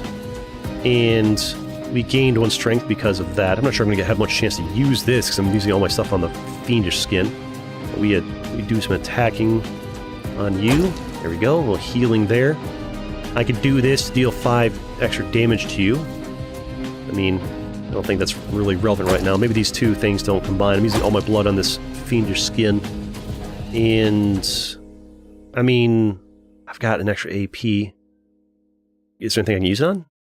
No need a Gargoyle Skin right now. Just save the AP and it'll give me blood. Unused AP becomes blood. Oh, you're buffing up twice in a row? You fool. You buffoon. You doofus. You should be attacking me, sir. I mean, if you're just going to do that, I mean, I can hit you for a lot of damage. 9. And then now you have an Inquisitor's Sword. Increase Inquisitor's Sword damage to target by 1. Oh, it's only 1 extra damage? No. By 1 stack. So yeah, it's actually... Oh, that's actually really strong. That's really strong. That's really, really good. That's quite good. Mini only works once. Ooh, okay, here's like the boss of this wave. Knight 4, 4 out of 8. 11 times 2 damage, twin arrow. Do physical damage twice on a target. Okay. You're gonna hurt me twice. 22 damage, just a lot. What if I were to just hit you with the Blood-Drenched Scythe right away? Kind of like... What if I... Probably better to like buff my attack damage before I do that, right? Not that I can buff my damage here. Well, let's just go ahead and Bloodwrite. And is this magic? It's physical damage. This does increase my power, though, so just use this. Thank you. And I probably need to spend these remaining 3 AP, well, 2 AP to shield twice. And then might as well roll them 1 attack just to charge some blood, I guess. And we shield some of that stuff. Thank you. And if I want to, I can use this to do think it was like 9 damage whatever it did last time. Go ahead and do some damage to you. Hurt your morale. 20 and 22. I guess the 20 is like the morale damage and the 22 is the hit point damage. We hit you with the Blood Drenched Scythe. We'll do 111. 111. And it's not modified by my strength or intelligence. It just does what my hit points is. So anything I do over here or down here does not affect it. Good to know. You're down to 30. You're not looking so good, boss. This thing's real strong. This is not enough to take you out this turn. So I think we save the blood and end turn. But what a great turn. We are a strong boy. A lot of damage though. Didn't block at all. Volley. Daze. Deals magical damage to all vampires. Also applies 1 daze. Does I get blocked when I shield? I don't know. Lose 3% dodge chance for each stack. Not a big deal. I think we go all on the offensive and probably take you out right here. You're an Order Warden, I think what your name said there. Hit them again. Nice crit. Hit you again. Boom. And then use this to take you out easy on 8, but still got you. Action point gain. Fantastic. More fame point. Use that to like spend. Skill point. Gold. Lovely. Continue. I'm learning the game and I'm liking it. Always come up with new art. Very cool. Roll your fate. A merchant visited you during this particularly foggy night. A very mysterious being indeed, offering a game of cards in exchange for rewards, that is, if you are able to win. We'll choose randomly from one of the things listed below. Gain 1,000 gold, gain 1 max AP, lose 20 max hit points. Here's the thing. There's a 1 in 3 chance, which is a decent chance, that I lose 20 max hit points, which means my one ability that does, I slap them for 111 or whatever, now gets reduced to like slapping them for like 95 max, which sucks. And I don't really care if I get the max AP because I've already got 5. 5/6 is pretty good either way. 1,000 gold is good though. You know what? For content, we risk it. We gain 1 max AP. No downside to that. Great. All right, I would have liked to see more of like a little scrolling back and forth, made a little more dramatic, but that's fine. We take this. All right, so you want to plunder rooms, so I need to protect this room, or wherever I put the stuff in from you. You want to kill the Lord, you want to destroy the heart. So realistically, I can just put everything in this room, sit here, let them come to me. They want to plunder it, it's all in here. They want to kill me, I'm in here. Destroy their heart, it's in here. They all fight me here, and well, it's fine. So that seems to be the thing to do. A little bit of zoom in there. We should go shopping, right? I think. Get this. And choose your skill. Pray. Why is this outlined? Because it's like, it's got to be, is it special or rare? Physical cleave, costs 20 blood. I don't have enough blood for all these skills I have. Deals 5 physical damage 2 times as a cleave, and 5 morale damage per hit. Also gives 5 blood and hit. Ooh, I like that. So it costs 20 blood to get, but gives 10 blood back. So that's not, it effectively costs 10 blood basically then, which is the same as my other ability. But it does similar amount of damage. You might hear some cars driving by. It's noisy where I live. But this also does 5 morale damage. It's neat. It's got 0 cooldown, so you can use as many times as you want. Well, my other sword as well. I'm not sure if which is better, this sword or the other one, because the other one like chains and busts itself if you hit like 3 in a row, right? This one doesn't do that. I'm hearing noises. What am I hearing? Weird. Implosion. Deals 15 morale and 5 magical damage to all hunters. Gain 10 blood for every enemy hit. Alright, so I'm hearing noises. Somebody knocking on my door. Well, I can't answer right now if they are. I'm doing a recording and stream. This one has 2 action points. Deals 15 morale and 5 magical damage to all hunters. Gain 10 blood for every enemy hit. Alright, so it's got 3 cooldown. It's no blood cost. That's nice. Costs 2 AP though. I've got lots of AP though. Morale damage, magical damage to all hunters. So 5 damage AoE is pretty nice. Does cost 2 AP. Gain 10 blood for every enemy hit. This is great for getting blood. This is great for getting blood. We need this. Yeah, that's like you hit 2 guys, that's 20 blood gained. That's good. The calling. Buff single target, increases max blood pool by 30. I think I want implosion. Give me this. And you. Yep. I can't fit them all. I got pick and choose. Who have I not been using? You guys, I need you for attacking. You 2 have been keeping me alive from damage, because I don't have a ton of healing. This, I feel I could probably do without. Most fights, I get 1 stack of strength out of it. And that's kind of it, which is 1 extra damage per hit, which is not that big of a deal. This thing sometimes doesn't work. I think you get taken out. Let's put you... Why can't I... Hello? Implosion. Okay, there we go. Gotta do it like that. Can't, doesn't work. Sorry there, but gotcha. Alright, so there we go. I'll try that. How do I unlock more of these? I don't know. And let's go decor. Let's put you down into here. Minions, you into here. Ta-da. And I feel like it should be highlighted when I have minion waiting to be put down again, right? Oh, I guess it's, no, it was there. Just moved it, right? Okay, why is there... Get that decor out of there. Wait, I had 2 gargoyles? How do I move that decor out of there? Room. This. Is it just stuck there? If I put decors, is it trapped there forever? It means reset all decors. There we go. There we go. And now both you guys were here. Well, I can only have 1 there. Well, fine. We put the good one there, and then like the less good one and chill over here. You can't go there. Fine, over there. Gotta make sure these guys don't loot me though. I'm gonna have to take the fight to them because this guy's gonna like go up here and plunder this when fighting these guys. Or if I stand here, they come in here. I stand here again. I fight these 2. Oh, wait, they're coming from the left. So they're gonna come in here. I need to fight the one. I need to fight the plunder guy first. I guess we stand here. So they come in here, here, and then move down there. Okay. All right. That should be fine. Rooms. Let's go here. Go shopping. What do I want? How may I be of service? Blood vial. I could get 10% of maximum health, so 11.5. That heals me up. That'd be good. Makes my one weapon stronger. I might just get that. Decor. Gain 2 lesser minions start of every night. I like that, but they're not as impactful as I would hope, really. Lord heals for 6 hit points when a hunter dies. That seems like a good trinket. I only have room for 1 more trinket in my hands, though. Dragon Scale Armor Stand. Lord heals up 4 hit points at every 15th attack skill used this combat. Sounds like it's a decor. I mean,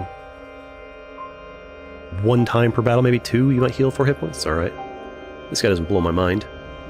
Lesser Undead. Deal 8 damage to random hunter. Doesn't really blow my mind. It's alright. Gain 2 random decors instantly. So if I put down this room, I gain some decor. Put down this, gain a random trap. Getting some traps could be nice.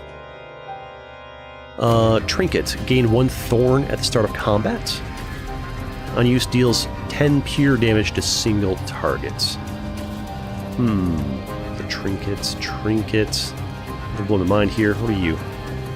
Special. Gather. Lord's critical damage increase will go up by 150% next turn. I don't really care about that. I think... What's this? There's some car noises. Sacrificial altar. Gain 80 plasma income. I've yet to use the plasma. Plasma's probably how I merge the guys, right? Gain 2 seduction points at the very night. I mean, that's used for that one thing. Let's look at this. Nothing's blowing my mind here. Lord heals 6 hit points when a hunter dies. Let's buy some trinkets and maybe we can merge them. Purchase that. And why don't I make Territorial videos anymore? Because I'm sick of the game. I've made over 1,000 videos on it. Would you be sick of it too at that point? And trinket. Let's just buy all the trinkets so we can merge them. Deals 10 pure damage to target. Buy it. Trinket. Gain thorn start combat. Buy it. Let's buy some traps. Why not? 1 time use only. Root. No. Deals damages 1 random hunter for 10%. Half effect boss. Sure, whatever. Save some money. Turn to castle. Yeah. And let's set a trap down here. Bear trap. Put that down here. Why not? It doesn't work that way. Come on, trap. Sure. And now I have more trinkets. Can't equip them all. Let's see if I can merge some trinkets. Merge trinkets. How's this work? Let's put an Everlasting Rose in. What is this? Collect all 3 for special merge. Oh, I see. There's like... You can do special merge. Why can't I drag it back out? Hello? Can I do this? There you go. Ethereal Javelin. Severed. So if I... You can go for special things, which is probably a thing to do. But for now, I just want to see if I can merge things at all, right? Collect all 3 for special merge.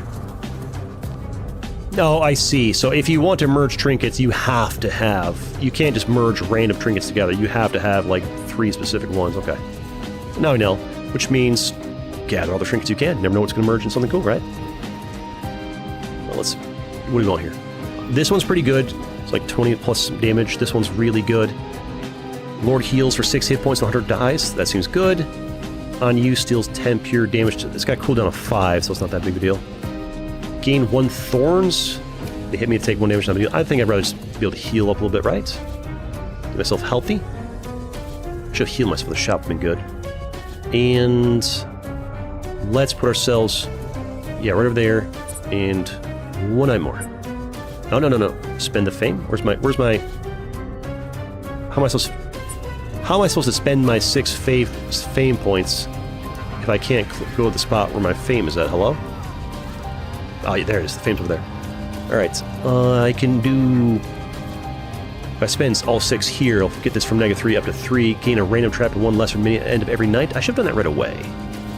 I feel like that'd be good. Or I can get some more crit chance. Boo. I can get 1 random room. Honestly? Yeah. Give me a random room. Let's go. Give me that. A random room. Close that. We get the Great Hall. Is a 4x5, which means it would go over here. And level 1, gain 2 prestige and 1 random lesser minion at the end of every night. Cannot be plundered. Which means the things that it's... Does it mean this room can't be plundered? Or does that mean that the random lesser minions can't be plundered? I don't know. Fortified, gain with physical armor for every stack, and then turn... Oh, no. Oh, it's level 3. Let's get that. Put that there. Cool. That's great. And...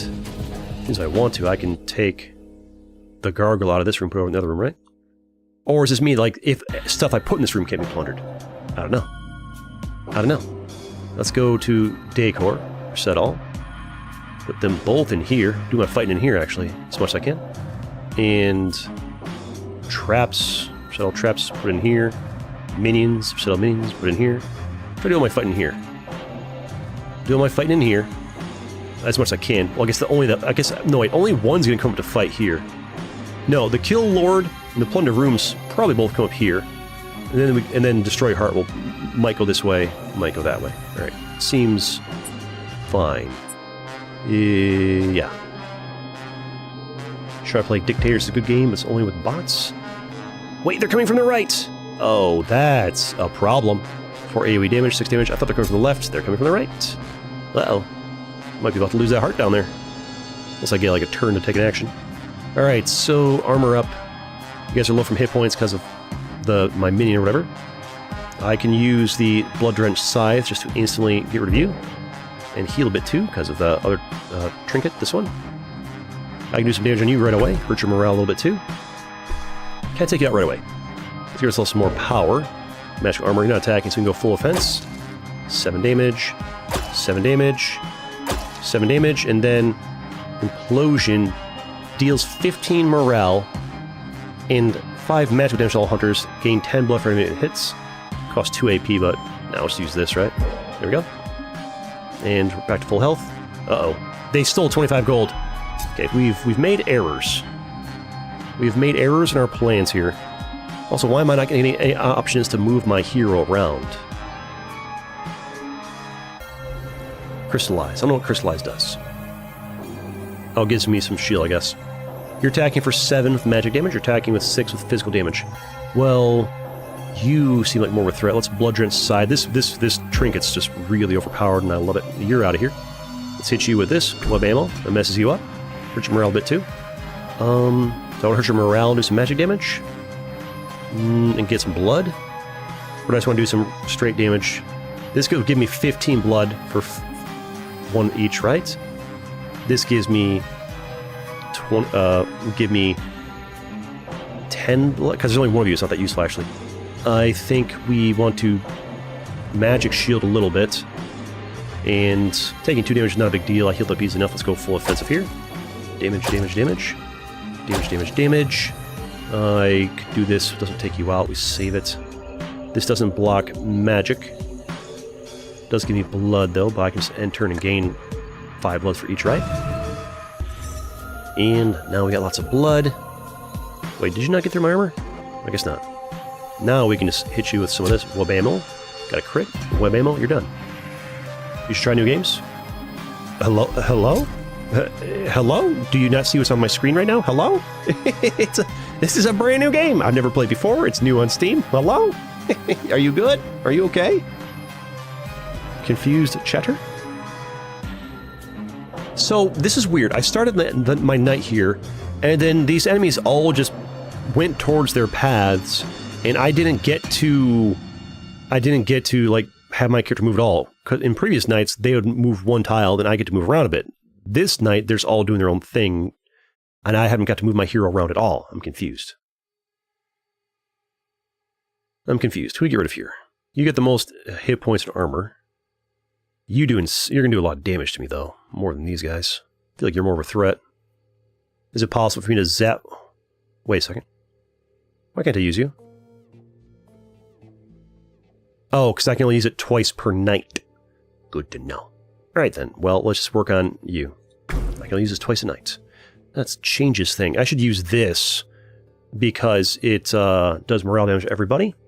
And magic damage to everybody, and I gain blood. So I've got 0 blood. Use that. And I gain 30 blood for 2 AP. Normally you'd gain 10 for that. So that seems like a pretty good way to get blood. Do I do it again? And then I finish this guy off with this. I can only use it once. It's on cooldown, right? What do you do in this game? Watch and learn. And I should have done this first right. I got no magic. There's no magic coming at me. I don't need that. But I do need to take you out. Can I take you out? 7, 14, 21. What's this? Probably. Might as well do this. Ups my power of the attacks, right? Doing the row attack down here would be good, but this guy this guy's such a damage dealer. Need to get rid of him. I should probably take him with some of this, right? I only have 1. Oh, I need to get more recasts on it. That's why. All right, well, just do it this way, huh? Get rid of you. There we go. And save this stuff here, and we end our turn. Alright. Now you... 21 damage coming in is a lot. You're going to heal somebody, okay. Alright. So... even though I have a lot of blood, I can only cast it 1 time. I need to armor up. So let's... Fiendish Skin makes this even better. I need to block 21 damage if I can. 20 is going to be good enough. And if I got some more blood, I can armor again, but I don't mind taking 1 damage, that's fine. And we will do some attacks over here, like so. That's not lethal, might as well save that. I've got 2 extra AP, I don't really need to use it for armor. I'll just convert it into blood. Alright. Ouch with your ouchies.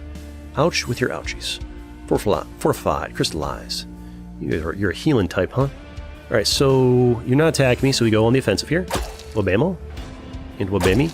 We wait till we have more of these because they work together in synchronization. Can't use this yet, we end our turn there. We have a surplus of blood, so I need skills that use more blood, because this thing farms more blood than I can actually use, because this thing takes a while to, like, charge up. And you again are not attacking, so that makes my life a little bit easier. I don't think you're expecting to take out your damage dealer right away. Makes my life a little bit simpler. Now I can use this 3 times. It's probably enough to take you out of here. Stop the healing at least, right? Maybe not enough to take you out of here, but looks things actually. Well, maybe? Ooh, so close. Not enough. Wait. No.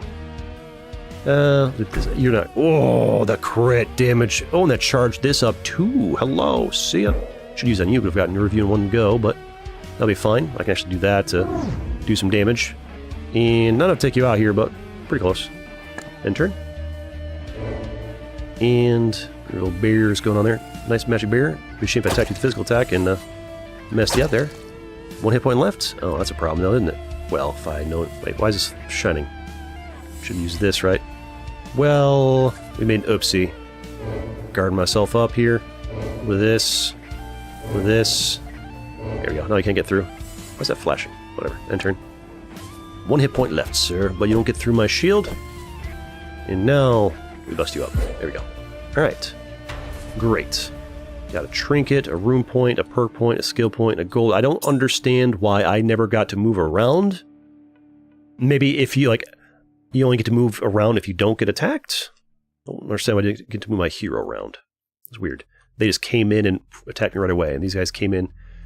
It said that one of them was coded to destroy the heart, but they just ran through it and did nothing. I don't understand that. Is there no heart in there? Kill the Lord, destroy the heart. Is the heart not in this room? Coffin room. Should be protected at all costs. 0 hit points means defeat for the Lord. I don't understand why the one that said destroy heart just ran through it and went to attack me. I don't get it. Maybe destroy heart means destroy my heart? But then what's kill Lord? I don't get it. Maybe it's early access, might have been a bug. The guy just ran through without attacking it. I don't know. I don't get it. Minions. Can I merge these minions? Oh, we would need more. Would need more. Okay. Well then, what was this? Merge tutorial. You can merge minions by using your plasma. If you have 3 of the same type. Yeah, you gotta have 3 of the same type. Okay, well, I don't have 3, unfortunately. Alright. So, we have stuff, though. Choose a perk. More crit damage. More lifesteal. I guess it's like the shiny makes it rare, or the rarity. +2 strength would be nice. 2 more damage is good. More lifesteal is good, though, although I'm pretty good in life. Let's go for 2 more strength. Yeah. We're doing, like, what is it, 9 minimum damage per hit on that basic attack? Skill. No blood cost. I need things to actually use blood, really. Physical single targets got 3 cooldown. Deal 10 physical damage. If current blood is 0, deals 30 instead. That's not for us. We are drowning in blood. Buff, single target. Gain 1 in fold. Doubles your damage this turn. Ooh, but applies 3 wound. Lose AP next turn. No, thank you. Buff, single target. 3 AP to buff, probably myself. Gives 2 stacks of fortified. Gains 1 physical armor for every stack at the start of every turn. Does the fortified last the entire battle? The cost of petrified blood carapace is reduced by 1 AP each time gargoyle skin is used. Ooh. I feel like fortified probably only lasts for like 1 turn. I mean, that's another way to armor myself up. So use 3 gargoyle skins, then you can cast it for free. And then at the start of the next turn I get 2 armor for free. I feel like when these guys are hitting me for 24, 2 stacks of fortified is not that big of a deal. I don't think I care about that. I don't think I care about any of these. I don't think I want any of these. None of them uses blood, which is what I'm looking for. This one gives me a little bit. I'm already fine on shielding, doubling my damage. I mean, I guess that could be useful for like on the final round. You know, like, oh, let's take him out this turn. I don't think I want any of these though. I'll just grab that and so I won't equip it. I mean, I've got the room for it. I'd rather have this instead of that. That'll just not be used, I guess. There's the blood right back again. Fantastic. And got so much plasma. I wish I could go to the shop and try and buy one of those guys, right? Trinket first. Should pay attention to what I need. Unused gives 1 block to Lord. Absorbs all the damage taken from the attack. That's nice. Blocks at 1 big hit. Unused next attack will give physical armor equal damage dealt. So if I hit him for 9, I get 9 armor. That's cool. Clarion Cloak is epic. Unused gives 40 magical armor to the Lord. So that if there's 1 big magic attack coming your way, you could block it. And you can do it once every 3 turns. Seems good. I'm going to take that. Although I'm not sure I want to replace it. I like the healing 6 every time a hunter dies. That's great. That's amazing. This doing 20 morale damage is honestly pretty good. I'm happy with the trinkets I got, even though that's higher rarity. I'm not going to use it. I like what we have. Get a room. Give me a room. Choose your room. Pleasure room. Vampire Lord gains 10% dodge chance. Okay. Though I took something early that reduced my dodge chance by 20%, so probably no good. 350 value, 350 value. Jewelry. Gain a random trinket every 3 nights. There's only 2 nights left, so I don't think that's particularly useful to me right now. Gain 40 plasma income is literally useless because we have nobody to merge with it. Oh, I can gain 4 plasma instantly. Not that I have any. I might buy some minions. I don't know how much they cost to merge. Sure, why not? Let's add that right there. Rooms. Drag this onto here. Ta-da! That's leveled up. Gave me 400 plasma instantly. Fantastic. Let's go buy some minions. Hey, this is what I'm looking for. It gives me 2 of these guys, and then I can try merging those guys. I will purchase that. Lesser beasts. I only need 1. So there was 2. Now it's times 1. Got 1 already. What is this? Special. This gives 6 fame points. I can't afford it. 2%. I should have waited till I had more gold before I did this, right? Dodge chance, whatever. Gives gain 2 immortal lineage at the start of combat. Gain 5 blood at the start of every turn. That's kind of nice.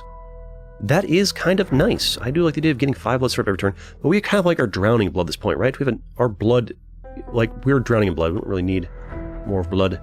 Gain 4 stack of crystallized. Gain 1 magical armor for every stack at the start of every turn.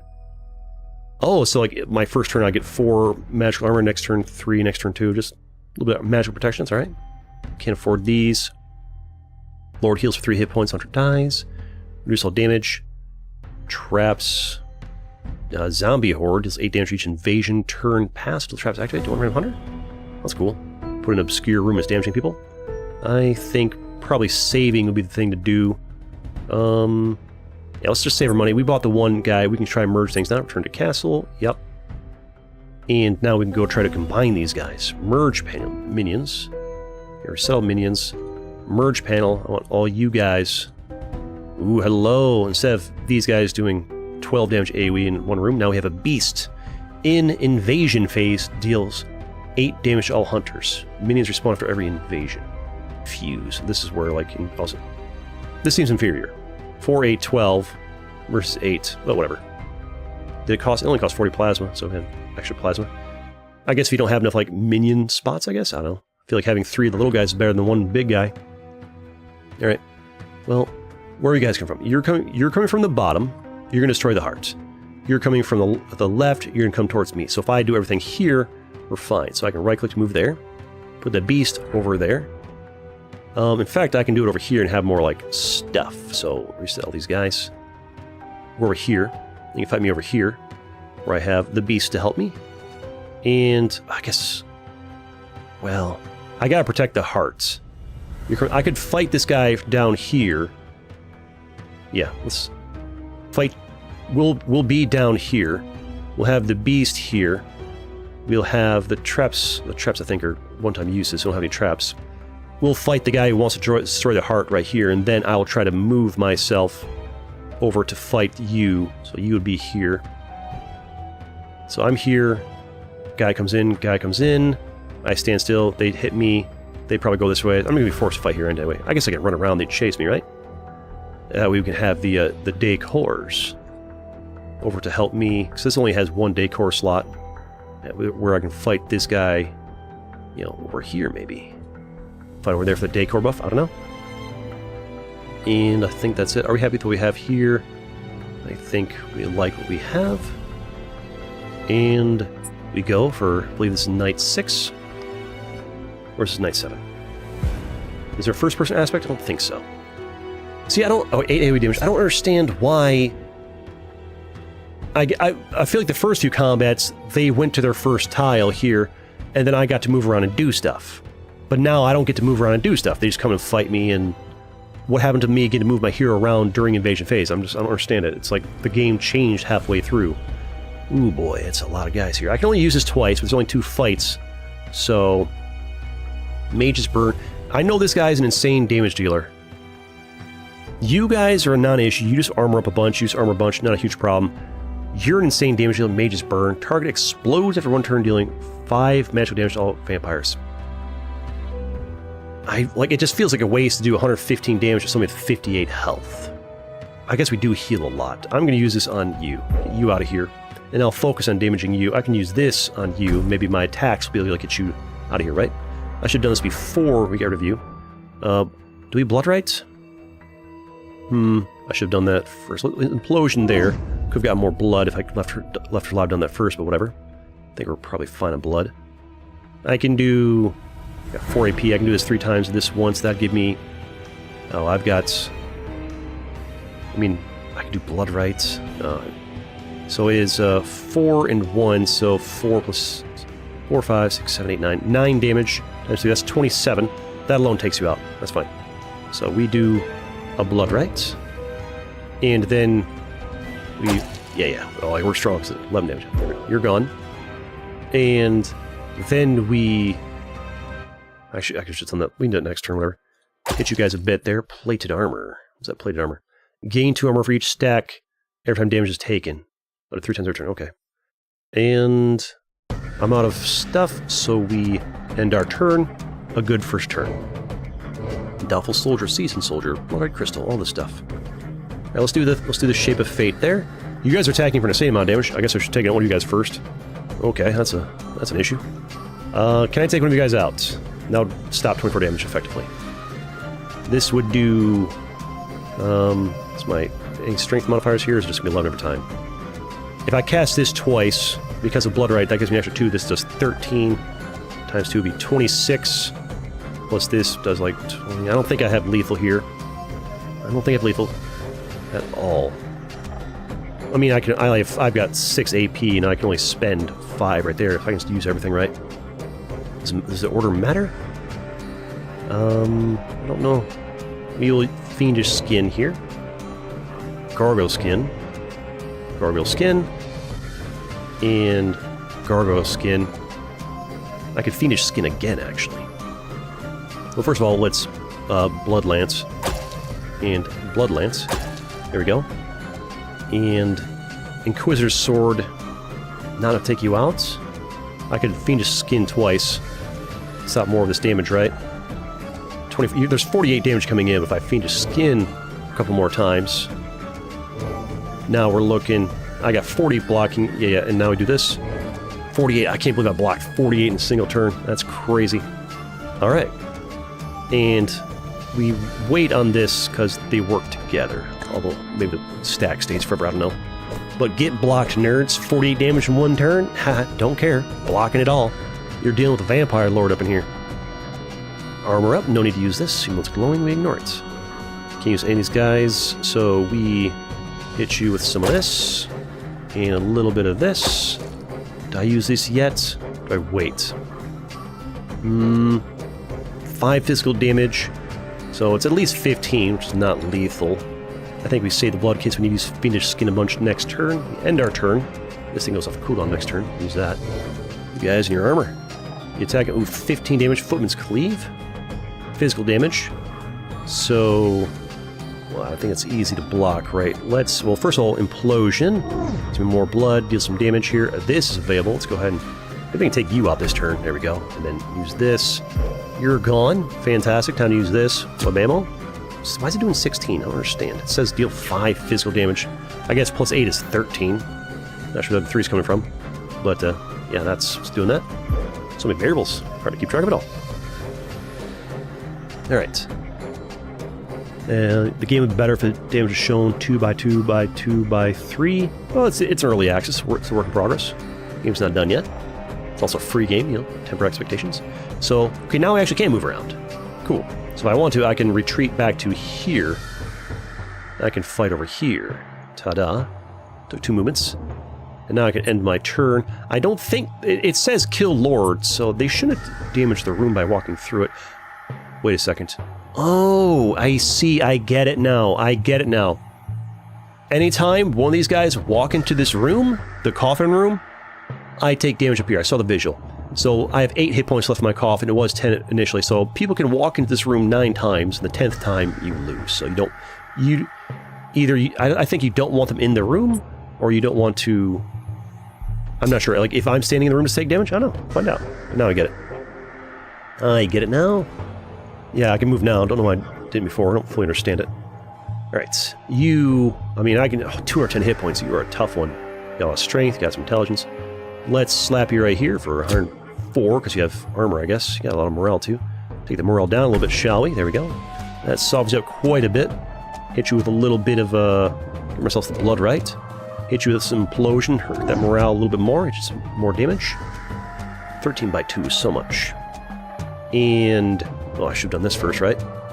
Hit you with a little bit of this. Wait, no, do I want to, like, armor up a bunch first? 26. I can only do that twice. Let's do that once. Yeah, I'm not going to be able to cast Fiendish Skin this round, so... well, let's just, do it again. 1 AP left. Let's mess up a little bit. 9 damage. Save that, I think, and end turn. Yeah, this thing's an overpowered trinket. It's really good. It's making this run way easier than I think it's intended to be. 10 damage volley. I'm not sure what volley means, but you're coming for 10 magical damage. Do I care, or do I kind of kill you this turn? There's a world where I can kill you this turn. I slap you with a bunch of these, like so. Also, there is keyboard shortcuts you can use. I'm just choosing not to. And this 4 plus 5 is 9. Another plus 5, that's like 23. It's not lethal. but it's still a nice damage is 11. It's hard to keep track. I really wish I could just hover over it, and then somewhere on this text, it'll just tell me how much damage it's gonna do. Or at least tell me, like, 11 physical damage, and, you know, instead of having, like, okay, it says 5 physical damage at the top of this text, plus here is 6, plus whatever. It just, you know, that'd be a nice thing for the developer to add at some point. Can I block magic?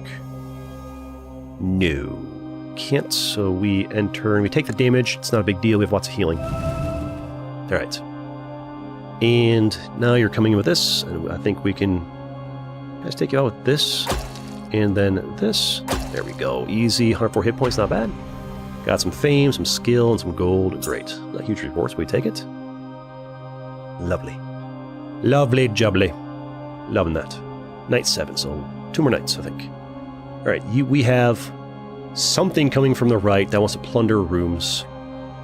So just stand here, because is it going to go through this way or through that way? I don't know.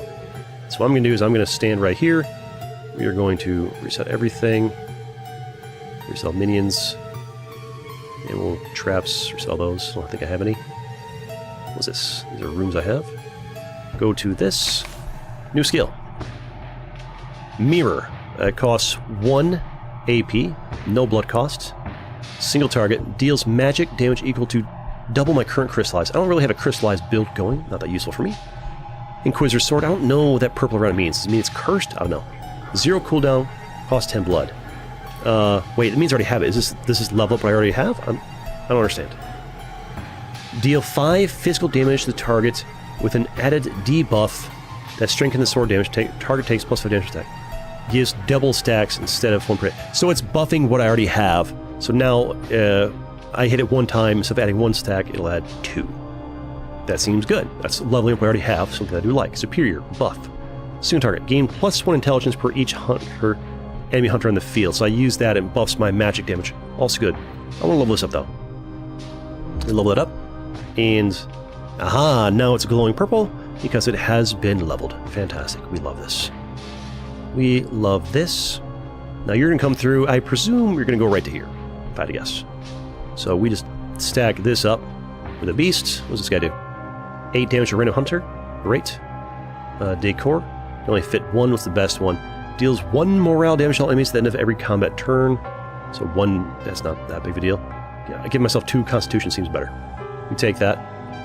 And I guess that is about it. And we go 1 night more.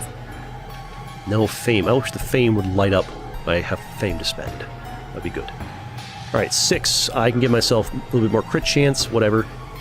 Terror, I can give it so I get a random trap unless from the end of your night. Should have gotten that way earlier. Prestige, 6 more gives me 3 random decor and 500 gold. That's kind of useless to me right now unless the decor are good. Well, let's just do it. Let's just do it. A little fame there, claim that. We get a really nice decor. Ooh, hello. So the decor, this one. Statue of the Progenitor deals 50 morale damage at 5th turn. This effect applied once in combat. So you last 5 turns, they take 50 damage and they get stunned for a turn. That's great. Healing Station, Lord heals for 3 at the end of every night. Yeah, let's just go for this one. Give me that. Yoink. There we go. And now we begin. And more gold too. Yep, seems fine, I think. All the art. I think I saw that one. I think we saw that one already. Yep, they came straight for here. 8 AoE damage. 8 damage. I don't see any hit points to my room here, so I think if I defend the room properly, they don't do damage to it. Okay. Alright, so you are a paladin. 52 damage right off the bat, and you apply burn. But it doesn't, if I defend it properly, it doesn't do anything. A lot of hit points. So, first off, Shape of Fate right away for armor and extra damage. Might as well give ourselves blood right every time we use blood. Alright. Give you the Blood Drenched Scythe. Bam. Okay. Got some armor protecting some of that. Holy Beacon. Heals 20 every turn. That's insane. This might... Can I beat this guy? I don't even know if they can't be stunned, so the morale doesn't matter. Gain strength, gain intelligence. You seem like a tough cookie to deal with. Morale damage, magic damage, gain blood. Let's go get some blood. Only 10, but whatever. Maybe not that good, I guess. And you're attacking very aggressively right off the bat, so we armor up as best we can. I've got 20 blood. I could do this for extra stacks. I think just attacking be fine for now. We're just going to heal it though, right? I don't know if we're going to win this fight. This guy seems very, very strong. I need him to not attack for a couple turns or something. 16 damage. Paladin's Holy Shock. I guess that means it applies 3 stacks of burn. So I got a lot of burn on me. This is a problem. This is an issue. Alright, well, I don't think we're using the Inquisitor's Sword anytime soon. That might be like a thing we use to finish them. We get you with one of these, and we go ahead and try and block some of the damage. Gargoyle skin that up. And then we hit you again. And are you laughing when I hit you? Or it's like background ambient noise laughing. We need to block all the damage. You are a very tough cookie, which is going to make this far less useful in the future nights. And we can't do anything. I got 1 AP, save it for blood, for Fiendish Skin for next round, I think. You are strong and tough, and 5 burn is crazy. This just might be the end. This feels like this should be like the boss of the final night, unless this is the final night. I'm getting my numbers wrong. Could be. Feels like final boss like. 21 damage, Crusader Strike, yikes. I just don't have enough armor. Fiendish Skin. I can't even use my Gargoyle Skin, that's the problem. We attack. We attack again. And I could hit this for a little bit of damage, won't really matter much. Can't use you or you. I think I need different skills, need more blood. So, I guess this Implosion, I should have swapped this out. Implosion's not good against when there's only one enemy. Should have swapped out Implosion for something else. Ouch. Oh my goodness. Paladin's Heal. Thank you for not attacking for a turn. Give me something. Alright, let's hit you with some more morale, more magic damage to you, I guess. I need this to charge. We'll hit you with an Implosion there. More morale could help a little bit. Oh, I got this available again. Pay attention to that. That helps a little bit. Fortunately, you don't get stunned at low morale because of the strong will. That's a problem for me. This needs to charge faster. Recharge. I need to use you. Alright, Fiendish Skin. Don't need to use it right now because you're not attacking. Which means my turn to... Do I need magical armor now? I need the extra power. So let's go ahead and do this. More power. Like so. Save this because I need the blood. And these can't be used. Alright, we end our turn. Oh, 71, you're... How did you also attack? You said you weren't attacking. I would have guarded. Maybe it was the burn that hurt me? I don't know. Something. Alright, well. Your Paladin's Util gains morale plus 5 power. I didn't realize you heal for so much. Well, we need to guard up a little bit because something's hitting me. And we should hit you with some attacks. No, let's use the... I get stronger every time I use a... I get strength every time I use... Where's my strength at? Every time I use one of these things, I gain strength, right? So that gives me some strength. 3. Hit this again. Oh, now we're getting strong. 4. Yeah. Okay. One more time. 59. There we go. If I can just survive a little bit longer, that's going to help out a lot. Fiendish Skin. I think I saved that for next turn, right? No, you're hitting me for like a bunch every turn. What's the burn? Fiendish Skin. Let me attack you a bit. You don't like the game? It's not for everybody. I'm enjoying it. I think it's pretty fun. Different people like different things. People who definitively say, this game is terrible. Not necessarily. That just means you don't like it. Just because you don't like it doesn't mean it's bad. I don't like Fortnite. Does that mean Fortnite's a bad game? No. That just means I don't like Battle Royale first-person shooters, right? And enter. Different people like different things. That's, okay. He has lethal on me this turn. I have to kill him this turn. He has lethal. I mean, I can use this again. Only did 35 because my hit point's low. But that's all I needed. But where's my... The Inquisitor's swords, they just stay stacked down there by the looks of things. Boom! I healed a lot doing that, I think. That helped. Room point, perk point, skill point, gold. Is that the final boss? I think there's one more night. Or is that the final boss? I don't know. We'll see. Night 8. This is the final night. I couldn't handle that night. This is the final boss. I think it's... unlikely win. Okay, it wants to kill the Lord, so it doesn't say what direction. It doesn't say what direction it's coming in from. So let's just pick the best room. Let's just reset all this stuff, and let's do the throne room to be where we do this fight. let's go ahead and do our stuff. Choose a perk. 4 intelligence gives me more damage. Thought combat with +6 thorns could be useful. +3 lifesteal means I gain 5 my first time I attack. I do need some more health. Strength, finesse, intelligence. I mean, we're pretty low on health, so healing more. And more damage is good, though. But what good is that if you're dead? I mean, that's 4 more damage. I use that thing 3 times for 12 damage. Let's get Genius. That doesn't make my one attack, like, do an extra... If I use that one lance thing 3 times, an extra 12 damage, right? Alright. Darn, only 8 people watching? Darn, another viewer buzz killing by talking about the view count. Don't be that guy. Fame. Alright, seduction. I've got 0 points left in my fame. Why say I have fame if I have no fame? I'm confused. Why is the fame highlighted if I have no fame points to spend? I don't get it. That doesn't make sense. It seems bugged. It's a bug. I'm leaving. Good riddance. Riposte. Comes in, kills the mood, and leaves. You know what? That's a permaban. Get out of here. Don't be buzzkill. Riposte. Physical. Single target. Deal physical damage to targeted hunter. The skill has 100% chance to critically strike if the previous attack... No, I need to find a way to filter out people like that. We talked for 10 minutes in the buzzkill. Focus. Rebound. Buff single target. Gain physical armor and 1 thorn for every 30 blood. No blood cost. It costs 2 AP. So for 2 AP, if I have extra AP, I can gain 5 armor and some thorns. So, so this is if you're like saving up lots of blood, which I won't be because I'll be using it for armor. So that's no good to me. I can level up my arsenal. So, which one is this? Riposte. Deals 10 physical damage to a target hunter. 100% chance. I don't remember which skill these are. Can I like close these and go look? So I have Inquisitor's Sword. Where's this riposte you're talking about? Or is just going straight to level up version of it? I think it is. So there is riposte and there's arsenal. Do I have either of those? Riposte, arsenal. I don't see riposte or arsenal. Riposte or arsenal. So these are just give me a level up version right away.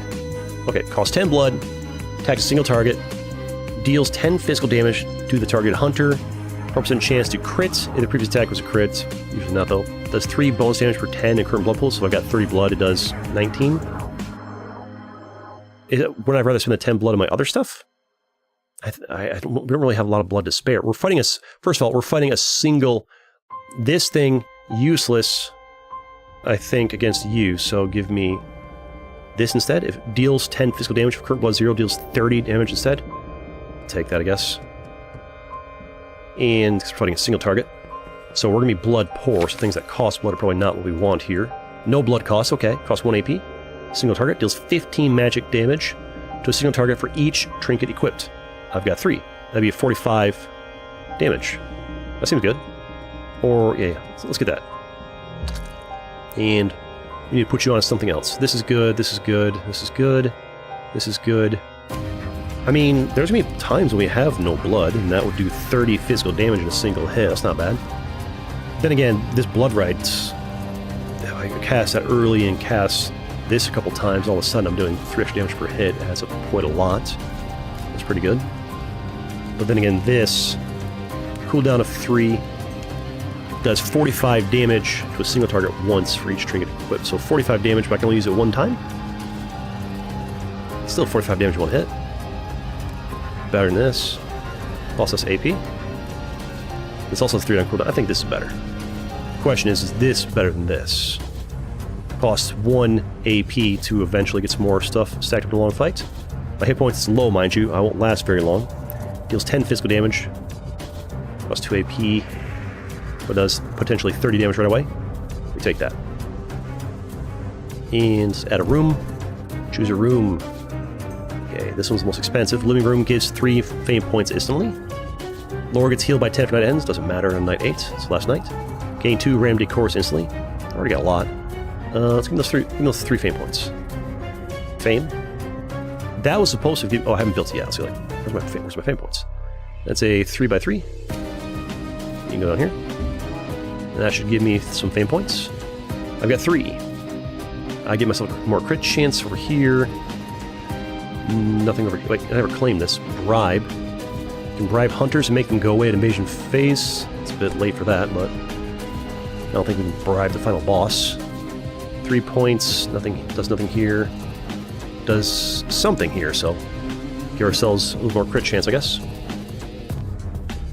And let's go to minions and give ourselves the beast. 8 damage to all when they come in. 4 damage to all when they come in. 8 damage to random hunter. Decor. 50 morale on the 5th turn. Seems fine. Once per combat. Lord heals up 3 every 15th attack skill used this combat. Does that include theirs? I mean, healing is healing. We need healing, right? More constitution. I don't even know what that does. I think we take it. Morale damage. Constitution. Healing every night. Dodge chance. Let's go for...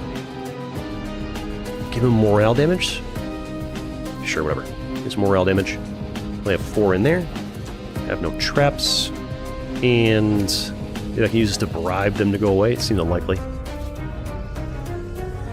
Alright, I think that's about it. No radiance. That's probably like prestige mode, right? Alright, and I'm happy with my setup. Maybe be able to give myself magical armor every 3 turns. I bet they might have strong magical attacks. I mean, how many hunters are going to die? This is useless because the Lord, it's just the Lord, so there's no hunters to die to heal me with, so that trinket's useless. Get that out of there. I could use this once every 5 turns to do 10 damage. Not that big a deal. Give myself a 1 Thorn start the combat. They probably have Hunter's hit points.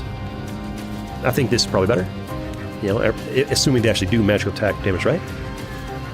Hey, hello, welcome in. I think that's good. And 1 night more. Yeah, let's go. Alright. Final night. Final boss. 20 damage. Was that 20 damage? Oh, they took 20 damage walking in. Start combat. Alright, see, they took... Oh, there's no shot we beat somebody who has 900 health. There's no way! I've got 36! I mean, using this right away is kind of a waste. I need to heal first to get more value out of it, right? But then it's got a cooldown of 5. You are attacking with physical damage. What's this?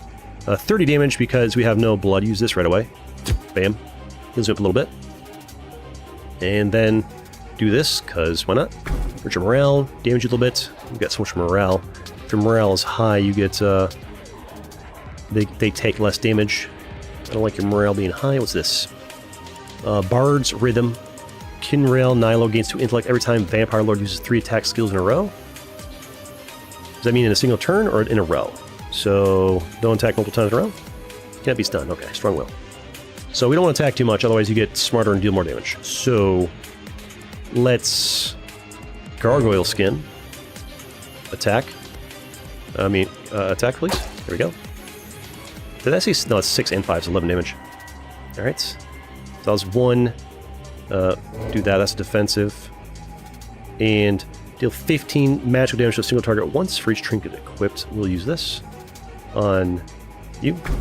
Boom, there we go. Nice. I mean, we've already done a decent chunk of damage to you. And now I defend again. Like so. 10. I don't want to take any damage because that reduces how much damage this thing does, so... Well, I can't Fiendish Skin, so we're going to take damage regardless, so just use this before. There we go. So it's not 3 attacks in turn, it's 3 attacks like in a row. So you got to alternate back and forth between attack and defending. And I've got no AP left, and these are already used. You're not doing magic damage there, so I don't care about that. So I guess we just end turn there. I've got 67 magical armor. Why? Why do I have so much magical armor? Magical damage twice. Oh, where did that... How did I get 67 magical armor? Oh, because the crystallized in the room? Which you attack with magic at the start, right? Well, I can use this to block all of your magic damage is great. But I'll attack first, right? So we attack once. We attack twice. And then we do this. Not sure if this counts as a skill or not. That blocks that. And then do I shield to make sure I don't buff your intelligence? Your intelligence says 2. If I already buffed it, 2 stacks of Bard's Rhythm. Let's shield up.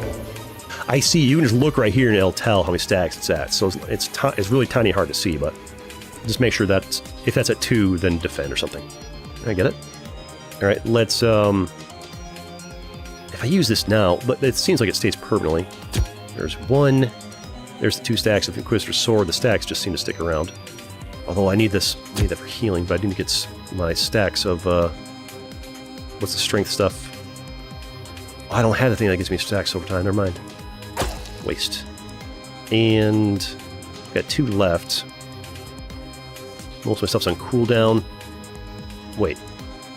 Why do you have 10 by 2? Why did it go up? 2 intellect. Did I use... Oh, I zoned out and did an attack after doing 2 in a row. Crap. I made you stronger. That's a problem.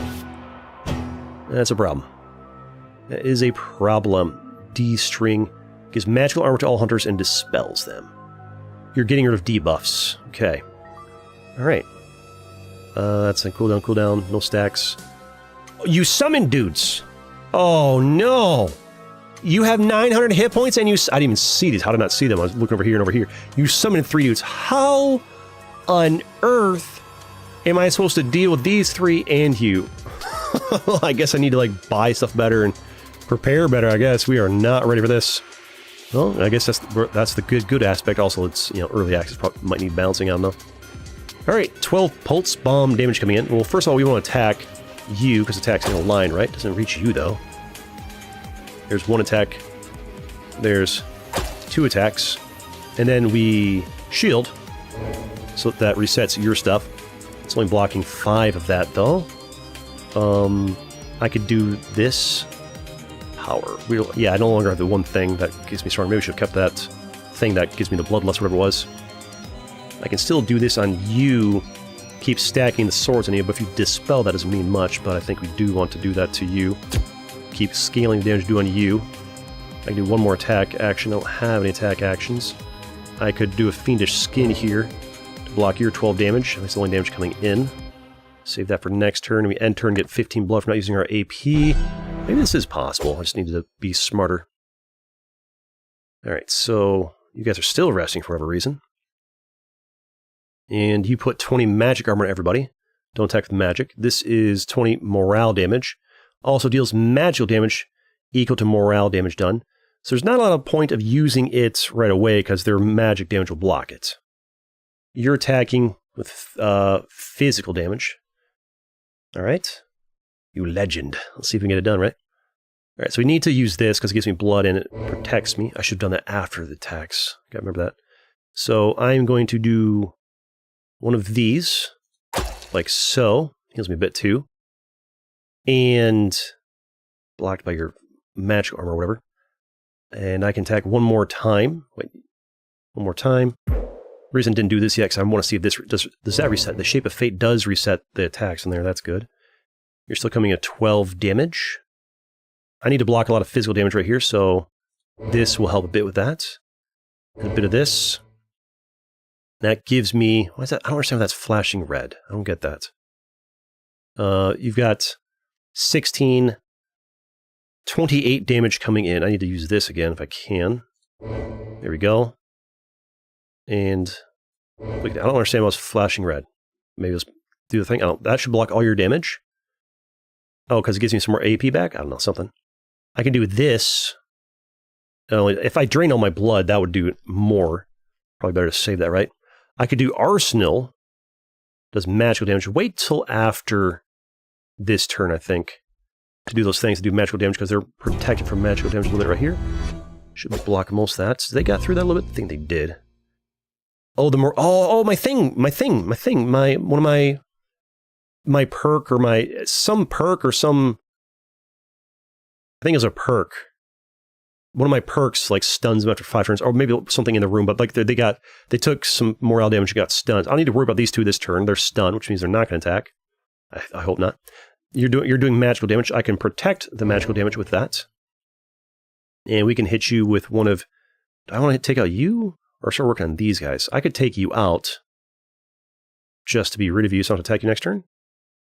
Or get your morale lower so that way you take more damage, right? And I can do a lance on you. Gives me 30 exactly. I'm just trying to think of how I can start using this to get some value out of that. We'll do this. That's good damage there. Why do I have 148? I don't understand what's going on there. Did I use this unnecessarily? I guess I must have. I'm confused how I'm getting this extra stuff there. Maybe this also gives me magic. Oh, it's Arsenal. Gain magical armor equal to damage dealt. So I did not need to use this and this in the same turn. We're learning. We're learning. We're doing all right. We're doing all right, though. Do I do this on you? Do some more damage? Do I just save it? Let's just do this. Oh, that got reviewed. Nice. Not that I need to get you out this turn, but whatever. And I can't attack again, otherwise this triggers. Don't want that. So I guess I can do a gargoyle skin real quick. Maybe I should save that. I'm on low casts of those, right? Get to work on this, I suppose. Good hit. Nice crit. Do I Inquisitor's Sword on you? Do I have the mana? Maybe wait till, I could use this. No, wait till next turn. Wait till next turn. Alright. I'm doing alright for now. You summoned more. So there's 1, 2, 3, 4, 5 spots you can summon things. It's dangerous for me. Alright, you're doing the D string. You're going to give magical armor. And dispels them, I guess, but it doesn't dispel this, luckily for me. Maybe it should, but it doesn't. You're doing 12 damage. This blocks 5.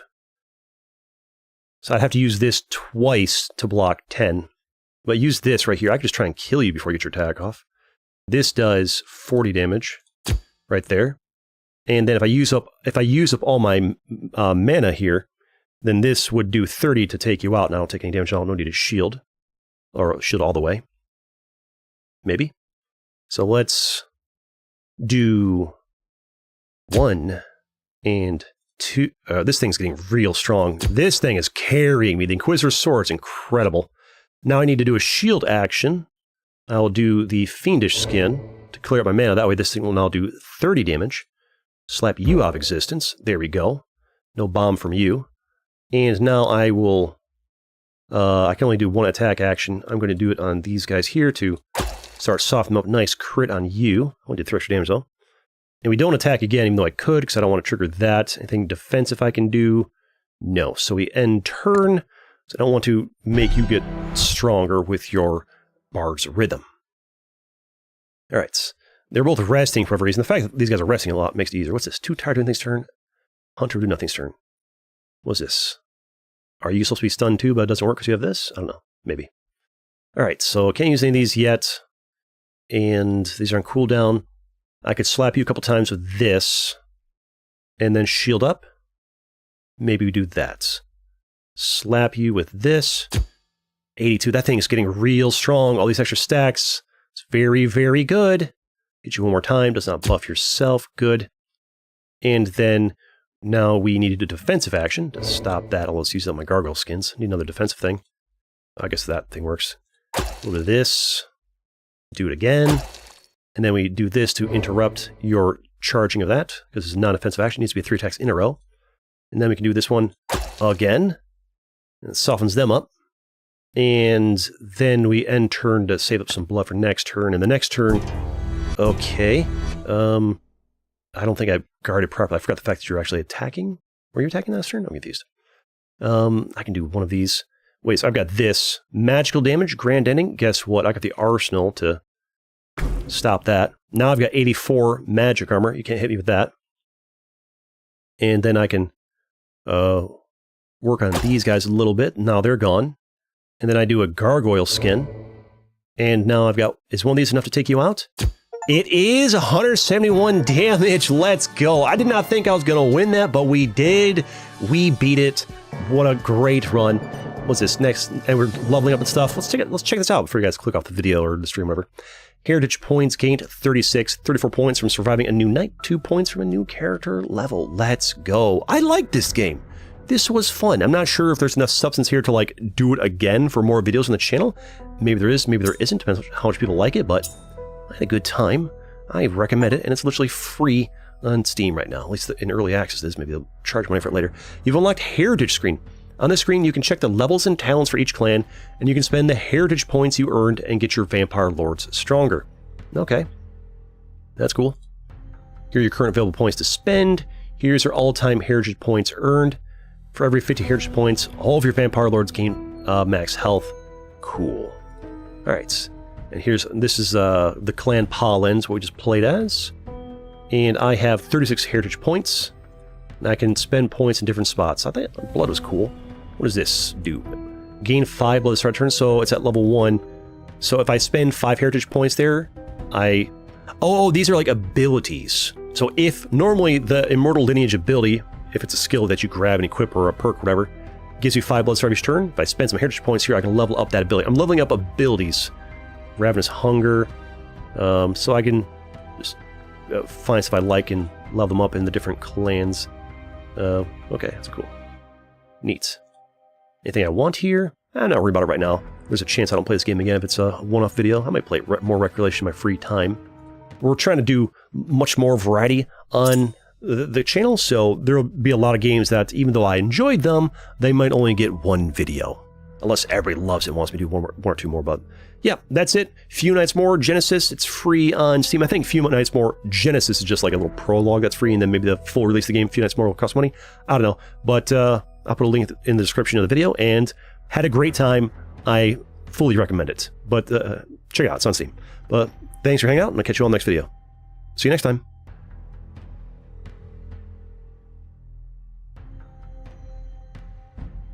Alright, that's the end of the video there. Nice 2-hour video. Now, if I wanted to, I could continue the stream and do some more, and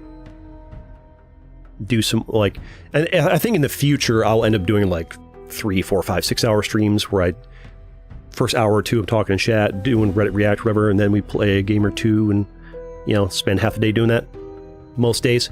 For now, I'm happy with what we did today. I need to go back and edit these videos and get something out today. But, yeah. 104k subs, but 7 watching. How to get banned from my chat. Bring up the view count. Alright, that's it. And thanks for hanging out. I'll catch you all in the next stream or video or wherever. See you next. See ya.